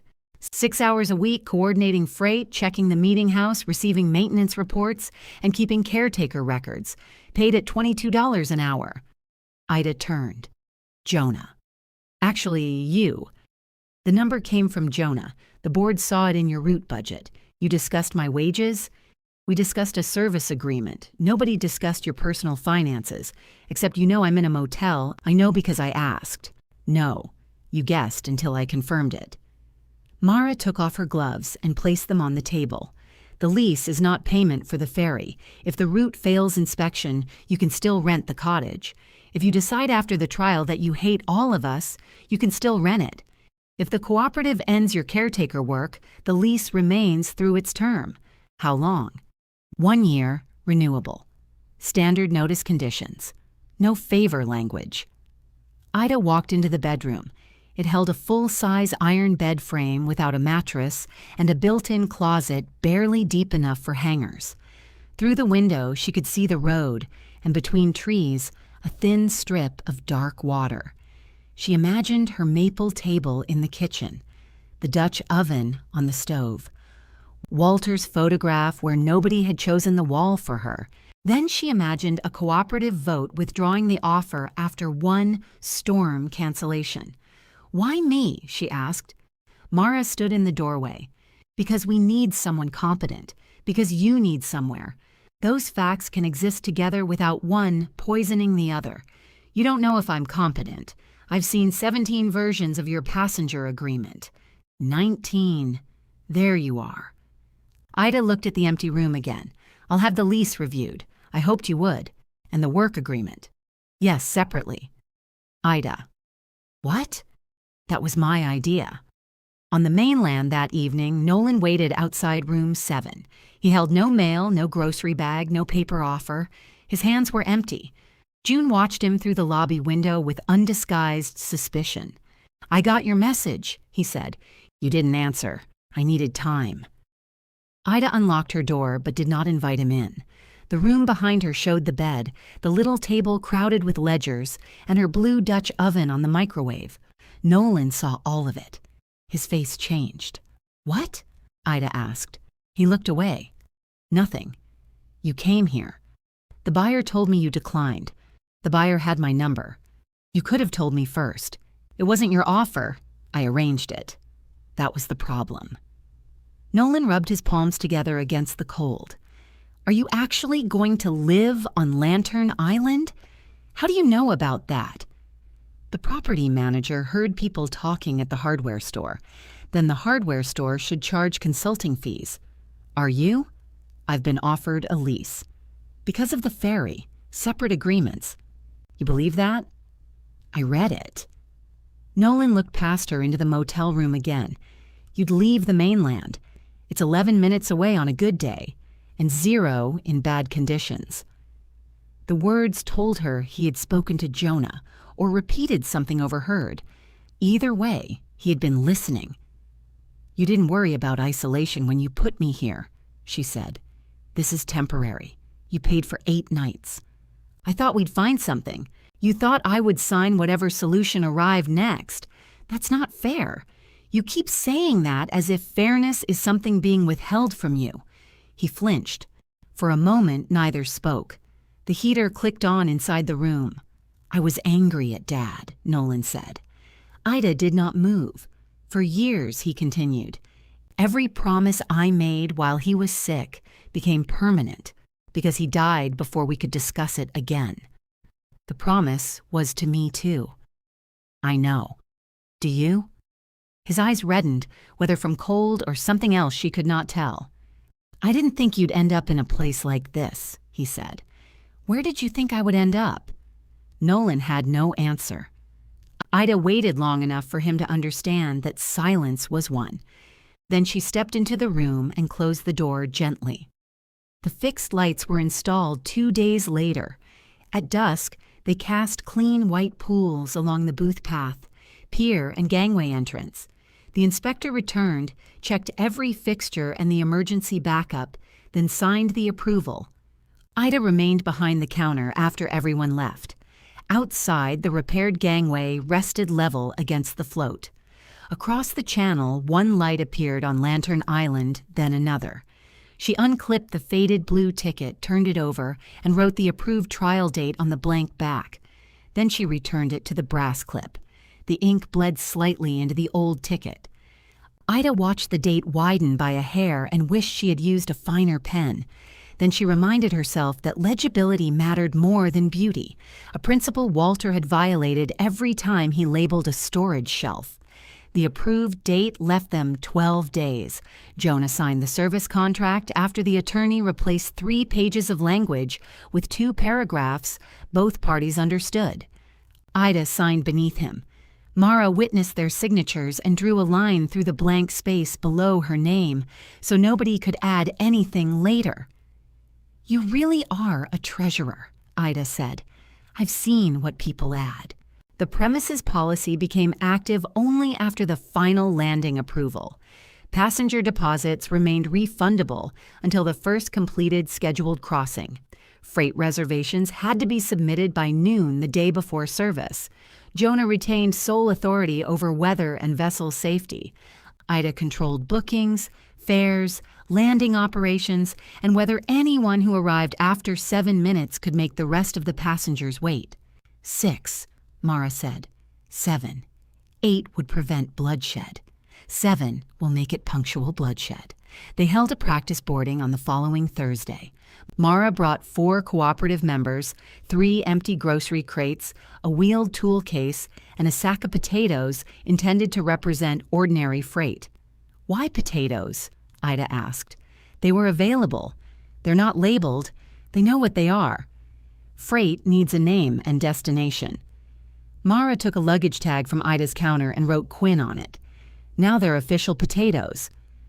Jonah had already secured the launch to the repaired float. He inspected each boarding step without helping anyone who did not need help. The woman in the red fleece vest paused at the gangway angle, gripped the new handrail, and proceeded without difficulty. The man who had sat near the heater at the cooperative meeting arrived 6 minutes late carrying a coffee and complained that the public lot was farther away than 200 yards. "It is 214, Ida said. "You measured?" "Yes." "Then why did the notice say 200? Because people dislike 14 yards less when they discover them themselves." He looked uncertain whether she had insulted him.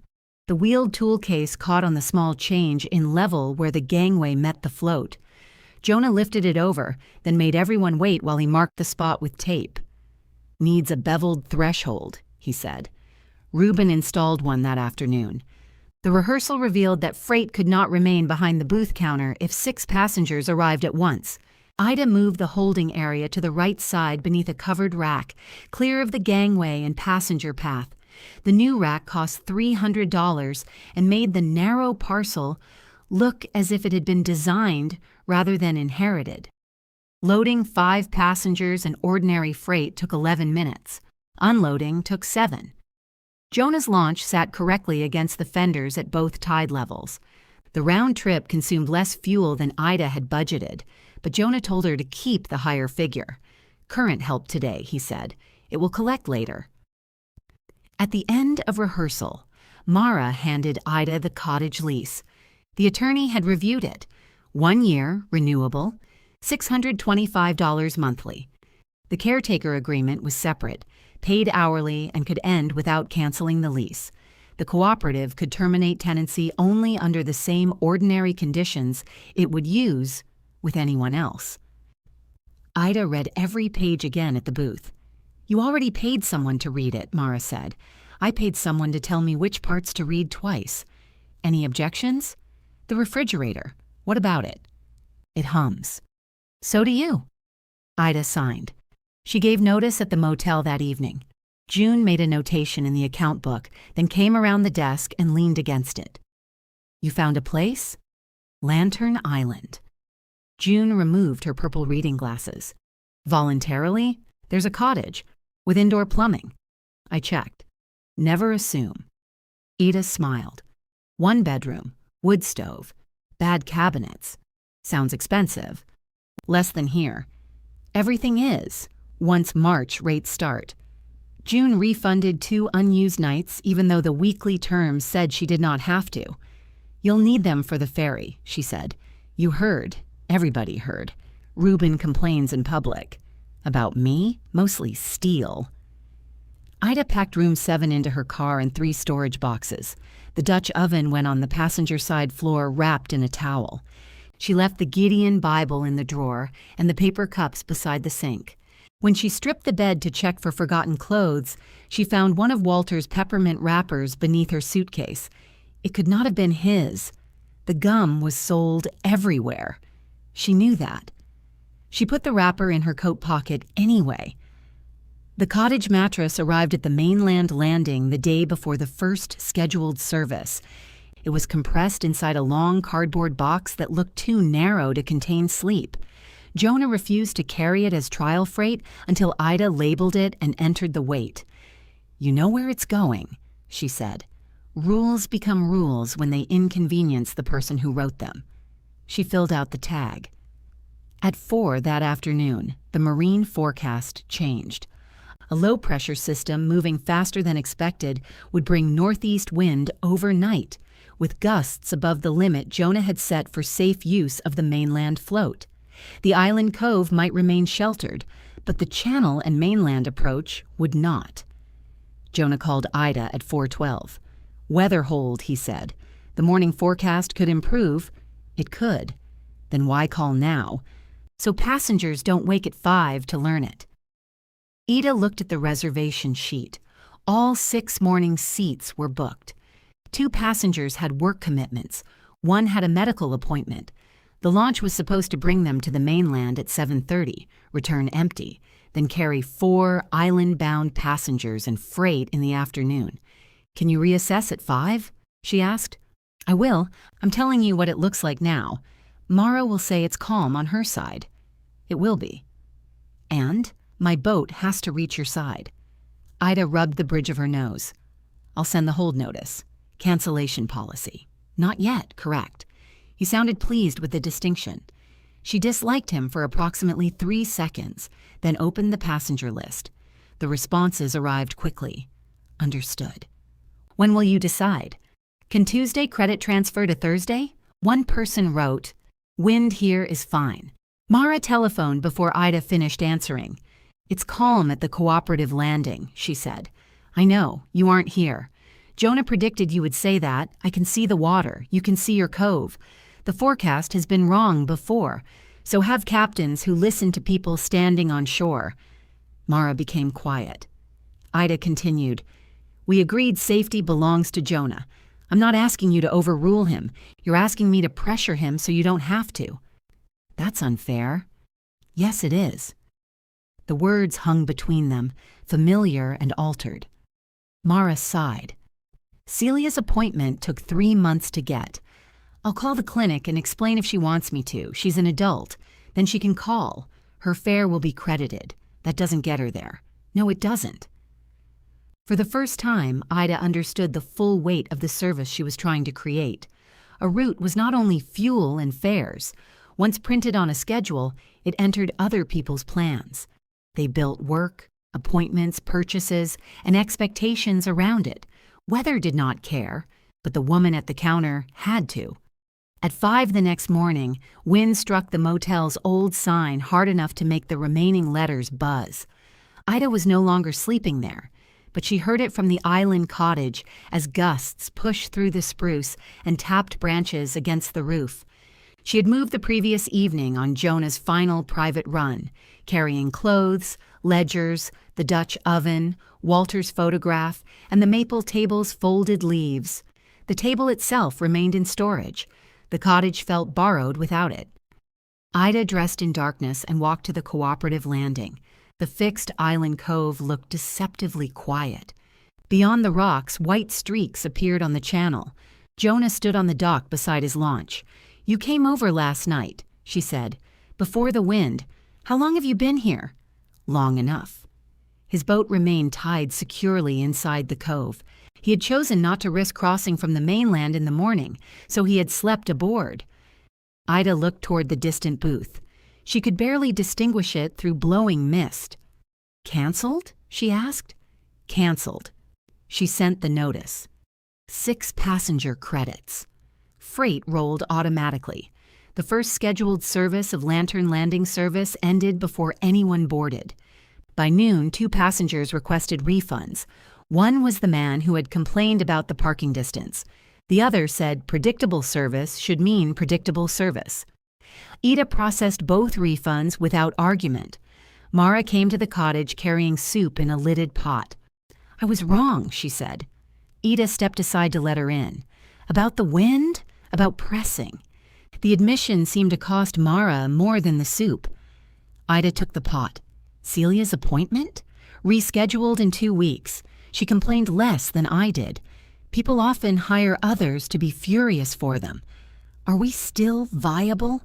Ida had already recalculated. Losing 2 bundles reduced trial revenue below cost. Individual reservations and freight could replace part of it, but only if the next service operated. "Barely," she said. Mara took off her wet coat. That word again. It keeps earning its place. The next scheduled morning dawned clear and cold. Ida reached the island landing at 6:45. 4 passengers waited with travel mugs and practical bags. A 5th arrived at 6:57. Jonah checked names against the manifest and stowed 1 crate of return freight. The launch left Lantern Island at 7 on the minute. Ida remained on the dock. Her work was waiting across the channel. Jonah would bring the launch to the mainland booth, where she had left her car and the service records 2 days earlier. She had arranged to travel on the first run so she could open the landing before the vessel arrived, but the cancellation had disrupted that plan. Mara drove her around the island to a smaller private dock on the sheltered south side. A lobsterman already headed toward the mainland had agreed to take her for the cost of fuel. It was the sort of improvised crossing the new route was meant to reduce. They reached the mainland harbor 20 minutes before Jonah. Ida drove quickly but legally to the old landing, unlocked the sea green door, turned on the fixed lights, and placed the cash tray beneath the service window.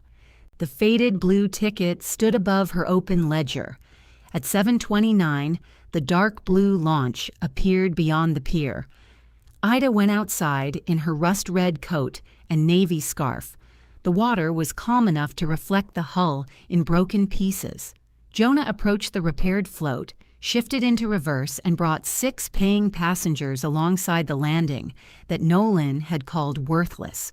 No one cheered. They waited for the line to be secured, then came up the gangway one at a time. Ida checked off each name.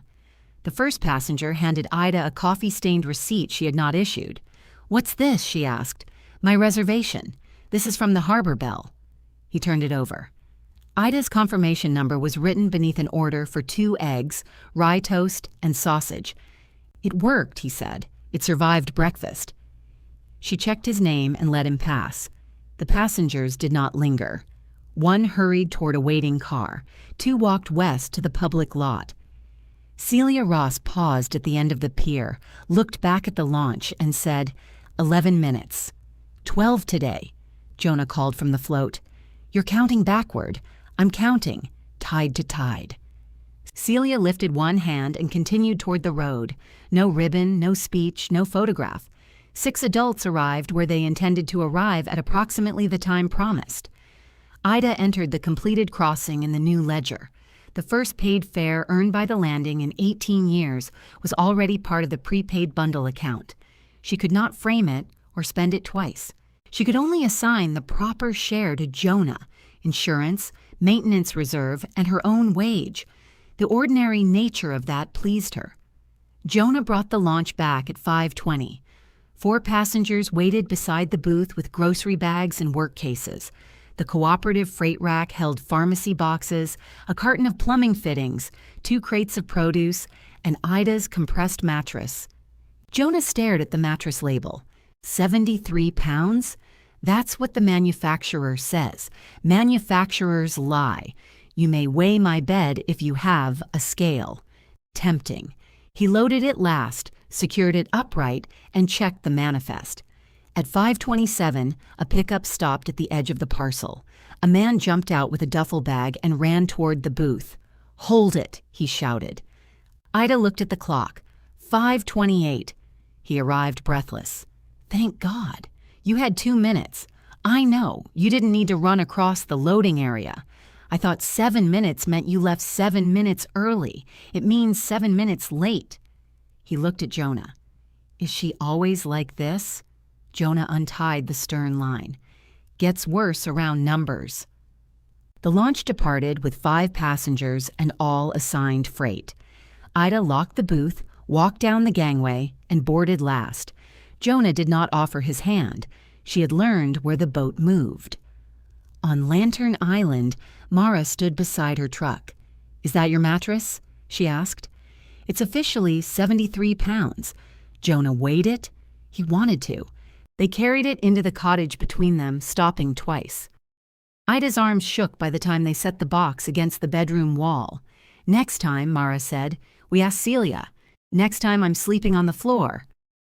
The mattress expanded with a slow hiss after Ida cut the wrapping. By bedtime, it was shaped like a mattress, but smelled like a tire store.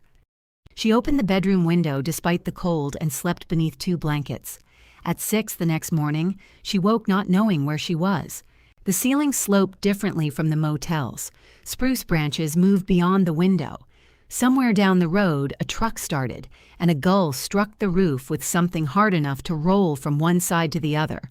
Then the wood stove clicked, and Ida remembered that the cottage key was hers for a year. The route operated again Thursday.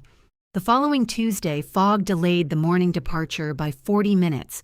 All 5 passengers waited inside the cooperative building rather than gathering at the dock to question Jonah's eyesight. Ida sent updates every 15 minutes from the booth across the channel. Thursday's late run carried only 2 passengers, but enough pharmacy and grocery freight to cover the empty seats. During the second week, an electrician traveling to Lantern Island purchased an individual round-trip fare. He carried his own tools within the weight limit and finished 2 service calls that had been delayed for a month. The next week, he booked again. During the third, a grocery order arrived with 1 crate mislabeled. Ida sent Mara's onions to Celia and Celia's coffee to Mara. Both women telephoned at once. "You've created an island emergency," Mara said. "Do not consume anything until I resolve it. I know what onions look like." "Then why are you calling?" "Because I don't drink decaf." Ida corrected the freight sheets and added large printed destination cards to every crate. The first mechanical interruption came on a cold Thursday afternoon when Jonah heard a change in the engine at idle. Passengers were already waiting at the mainland booth. He opened the engine compartment, listened for less than a minute, and canceled the return. "What is it?" Ida asked. "Alternator bearing." "Can it cross?" "Yes." "Then why cancel?" "Because it also needs to cross next week." He replaced the bearing that evening. The cost came from his maintenance reserve, exactly where he had insisted it belonged. The passengers received credits. 2 arranged a shared private crossing from another harbor. The rest waited until morning. No one requested a refund. By the fourth week, the service had carried 59 passenger trips and 41 freight consignments. Its income exceeded direct operating costs by $114, including Ida's recorded wage. She checked the result 3 times. Jonah checked it once. You missed merchant fees on 2 individual fares. The profit fell to $106. You seem happy, Ida said. I enjoy accuracy. You enjoy $8 of suffering. That too. The cottage changed more slowly. Ida's maple table came from storage on a dry Tuesday and occupied most of the kitchen. One scarred corner caught the light beneath the window. Walter's photograph stood on a shelf in the living room beside the old radio. Mara gave her curtains left behind by the previous caretaker. They were yellow and too long. I hate them, Ida said. Then they're free. Ida hemmed them and hung them anyway. Morning sun turned the kitchen warm through the cloth. Her caretaker work took 6 hours, some weeks, and 8 in others. She recorded every quarter hour. The cooperative paid her from its maintenance budget, separate from Lantern Landing service. When Mara asked her to attend an unscheduled board discussion, Ida added the time. You charged us for arguing? Mara asked. I charge more if we repeat ourselves. Mara approved the invoice. Nolan sent one message during the first week. I hear it ran. Hope it went safely. Ida replied. It did. Nothing followed. She saw evidence of the sold house whenever she drove from the booth to the bank or hardware store. Contractor vans occupied the drive. One afternoon, the old cedar shutters lay in a pile near the road. By the next week, the house was painted a pale gray that made it look larger and less familiar. The maple tree Walter had planted remained. Ida stopped looking after that. During week 5, the investor's property manager came to the booth. He was a well-dressed man in his early 40s who had never introduced himself during the sale. Now he waited at the service window while Ida reconciled fares. Mrs. Mercer? Yes. I'm Daniel Frost. I manage the property up the road. I remember your tape measure. He smiled uncertainly. We have guests arriving next month. Some have asked about island access. This route serves reserved passengers and cooperative freight on Tuesdays and Thursdays. Could we purchase a block of seats? You can purchase whatever seats are available under the public terms. What about private use of the landing on other days? No, we'd provide our own licensed operator. The parcel is not available for private commercial use. Daniel placed a business card on the counter. There may be a meaningful revenue opportunity. There already is. He looked past her at the blue ticket in its brass clip, then toward the repaired gangway where Jonah's launch was coming alongside. You've invested a lot, he said. I have invoices. Our original purchase offer remains of interest. My original answer remains available. Daniel left his card anyway. Nolan called that evening. Daniel said you wouldn't discuss access. Daniel hears well. They only want occasional use. Then they can occasionally reserve a fare. This could help you recover repair costs. It could also interfere with scheduled service, insurance terms, passenger control, and the cooperative freight agreement. You've considered it. I consider things before saying no. He was silent. Ida sat at the maple table. The yellow curtains moved slightly above the baseboard heater. How's the cottage? Nolan asked. Warm.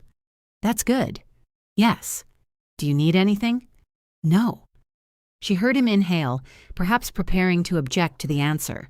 Instead, he said, All right. The call ended without injury. Ida remained beside the phone, unsettled by the small improvement.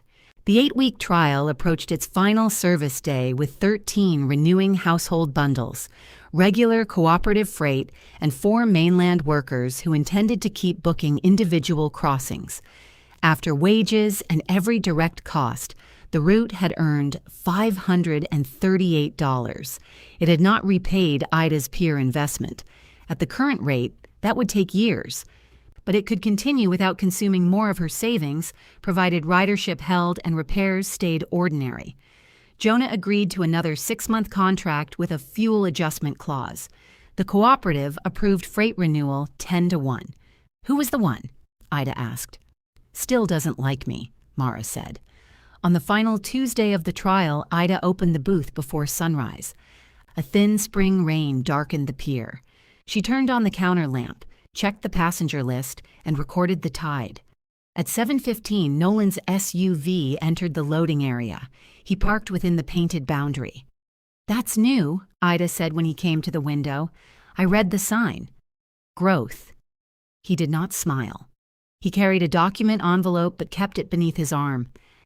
"I need to talk to you after the boat leaves. About the house?" "No." The launch appeared across the channel, its cabin lights pale in the rain. Nolan looked toward it. "I want to buy the landing." Ida's hand stopped above the ledger. "Not Daniel," he said. "Me." The first passengers began arriving from the public lot. Ida looked at the clock. "Then you'll wait," she said. "I have a ferry to receive." The launch reached the float at 7:29. Nolan stood beneath the booth's narrow eave while Ida walked to the gangway entrance. Rain stippled the channel and gathered on the shoulders of her rust-red coat. Jonah secured the bow line, checked the stern, then nodded. 6 passengers came ashore in order. Mara was third, carrying the cooperative's locked deposit bag and a paper sack that smelled of cinnamon. She saw Nolan, looked at Ida, and asked no question. A plumbing contractor followed with 2 tool cases. Celia Ross carried a travel mug and wore the expression of a woman whose morning had begun before she approved of it. "Return at 5:30? Celia asked. "Boarding closes at 5:37, Ida said. "I know what 7 means." "You'd be surprised." Jonah handed Ida the manifest. "Freight count is wrong. It says 4. There are 5. He pointed to Mara's sack. "Baked goods are not freight," Mara said. "They occupy deck space. They're breakfast, then distribute them before departure." Mara opened the sack and gave Jonah a cinnamon roll. He removed the disputed item from the manifest. Nolan watched the exchange without speaking. The passengers dispersed toward cars and the public lot. Jonah took the launch back into the channel for a mechanic call across the bay. Mara put the deposit bag behind the counter, gave Ida a cinnamon roll, and left for the bank. When they were alone, Ida opened the service window. "You wanted to talk," she said. "Can I come inside? The door's open." Nolan entered and looked around.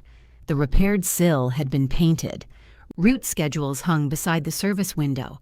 Labeled folders stood where damp cartons had once sagged on the shelf. The fixed lights were off in daylight, but their small control panel showed a green charge indicator. His gaze settled on the faded blue ticket in the brass clip. "That was here?" he asked. "The first day. What is it?" "The last unissued ticket from the old route." He read the destination. "Lantern Island." "Yes. And that's why you did all this? It's why I asked the first question." Nolan placed his document envelope on the counter. "The offer is $62,000 from you." "Yes. With what conditions?" "I'd keep the existing service access for 2 years at no rent. You operate exactly as you do now.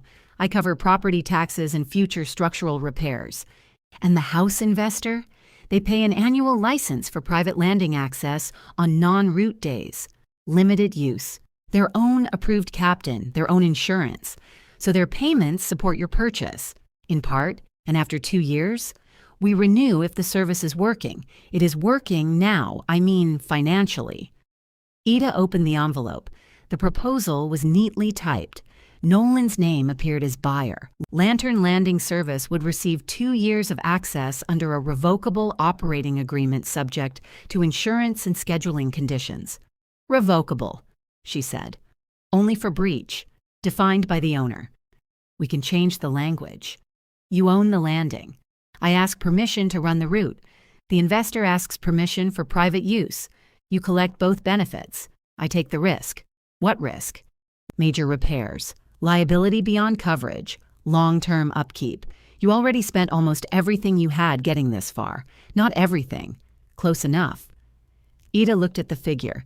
$62,000 was $14,000 more than the investor's earlier offer. It could restore much of what the repairs had consumed. It could sit safely in an account while the route continued on property Nolan maintained. For 2 years. Then the same person who had promised her a home for life would decide whether her work could stay. You called the sale a rescue, she said. The house sale? Yes. I still think it was necessary. And now you want to rescue this. I want to make it safer for you by putting it in your name. By giving you cash and taking on costs you can't predict. The route pays a maintenance reserve. It made $500 in 8 weeks. After expenses and my wage, it won't replace a pier. The pier should not need replacement for years. Should not. Ida folded the proposal along its existing crease. You've learned Jonah's language. I've talked to him. I assumed. He doesn't think selling is a terrible idea. Jonah thinks every idea is terrible until inspected. Nolan's mouth shifted, almost a smile. He moved to the service window and looked across the channel. I thought buying it might put something back. Back where? In the family. It never left the family. You know what I mean. I know what you want me to mean. Rain tapped the acrylic repair in the cracked pane. Ida had kept the original glass around it because full replacement could wait until summer. Nolan turned from the window. I broke my word.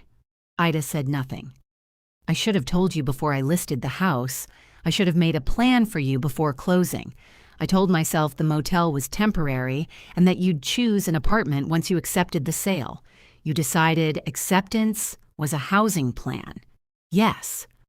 The word came without defense. Ida rested both hands on the counter. Nolan continued. I was angry at Dad. I was angry at the house. Every repair felt like another demand from somebody who wasn't there to see it. I made that your fault. Some of it was my responsibility, not the way I did it. No. He looked older than 46, not broken, not transformed, simply a man standing inside the consequences of something he could no longer describe as practical. Is this about making me sorry? He asked.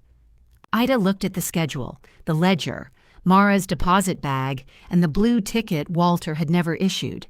No, she said. It's about not having to ask you where I can sleep. Nolan closed his eyes briefly. When he opened them, he nodded toward the proposal. Will you think about it? I have. That quickly? I thought about it when the investor offered 48. I thought about it when the float failed. I thought about it when the first service was canceled and 2 passengers took their money back. And the landing is not for sale. He glanced around the booth once more. Never? I don't make lifetime promises carelessly. He accepted that. It showed in the way his shoulders lowered. Ida returned the proposal to its envelope and pushed it across the counter. Nolan took it. At the door, he stopped. Can I see the cottage sometime? She did not answer immediately. Yes, she said. Call first. I will. And don't bring a tape measure. This time he laughed. It was quiet, but it stayed. After he left, Ida ate the cinnamon roll over the ledger and brushed the crumbs into her palm.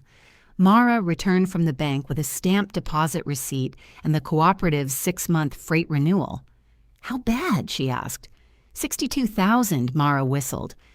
That's enough to make a person develop principles after breakfast. I already had principles. Everyone does below 50,000. Ida gave her a look. Did you sell? Mara asked. No. Good. You aren't supposed to say that. You're supposed to ask whether I made the responsible decision. I'm treasurer, not clergy. She placed the freight agreement on the counter. 11 cooperative members had also renewed passenger bundles. 2 more had purchased smaller 4-ride packages under the revised terms. Individual fares remained $44. The freight minimum 18, and weather decisions Jonah's alone. The revised 6-month projection covered direct costs, maintenance reserve, insurance, and Ida's $22 hourly wage. The margin remained modest. A bad repair month could consume it. A strong summer month might rebuild it. It was a business, not a rescue. The final return of the trial carried 5 passengers, 4 grocery crates, Mara's bank bag, and 1 boxed alternator Jonah had ordered for reserve stock. Rain had cleared, leaving the channel bright under a low western sun. Ida locked the booth and clipped the original blue ticket above the closed ledger. She had considered framing it, but glass and ceremony would make it seem more magical than it was. It had named a destination. The rest had required invoices. She boarded the launch, and Jonah checked her name on the manifest with unnecessary seriousness. "Fare?" he asked. "Operating travel. Convenient category." I wrote the categories. Abuse of power. Mara shifted a grocery crate with her boot. "Leave without her. She'll have to open Tuesday." Jonah untied the line. The booth receded behind them, still weathered white, its sea green door newly painted, but the cedar siding awaiting warmer weather. The repaired pier cast a narrow shadow across the calm water. On Lantern Island, Ida's cottage windows caught the last sunlight between the spruce. The yellow curtains were visible from the road when Mara drove her up from the landing. Her maple table stood in the kitchen beneath the window. Walter's photograph remained on the shelf, no longer the only object that knew the room belonged to her. Cooperative invoices waited in one folder, Ferry accounts in another. Her cottage lease rested in the desk drawer, separate from both. Ida hung her rust-red coat beside the door and placed the navy scarf on its hook. The old radio played while she heated soup in the blue Dutch oven. Outside, the launch crossed back toward the mainland, its engine sound diminishing over the darkening channel. Ida checked the lock once. Then she turned the key from the inside.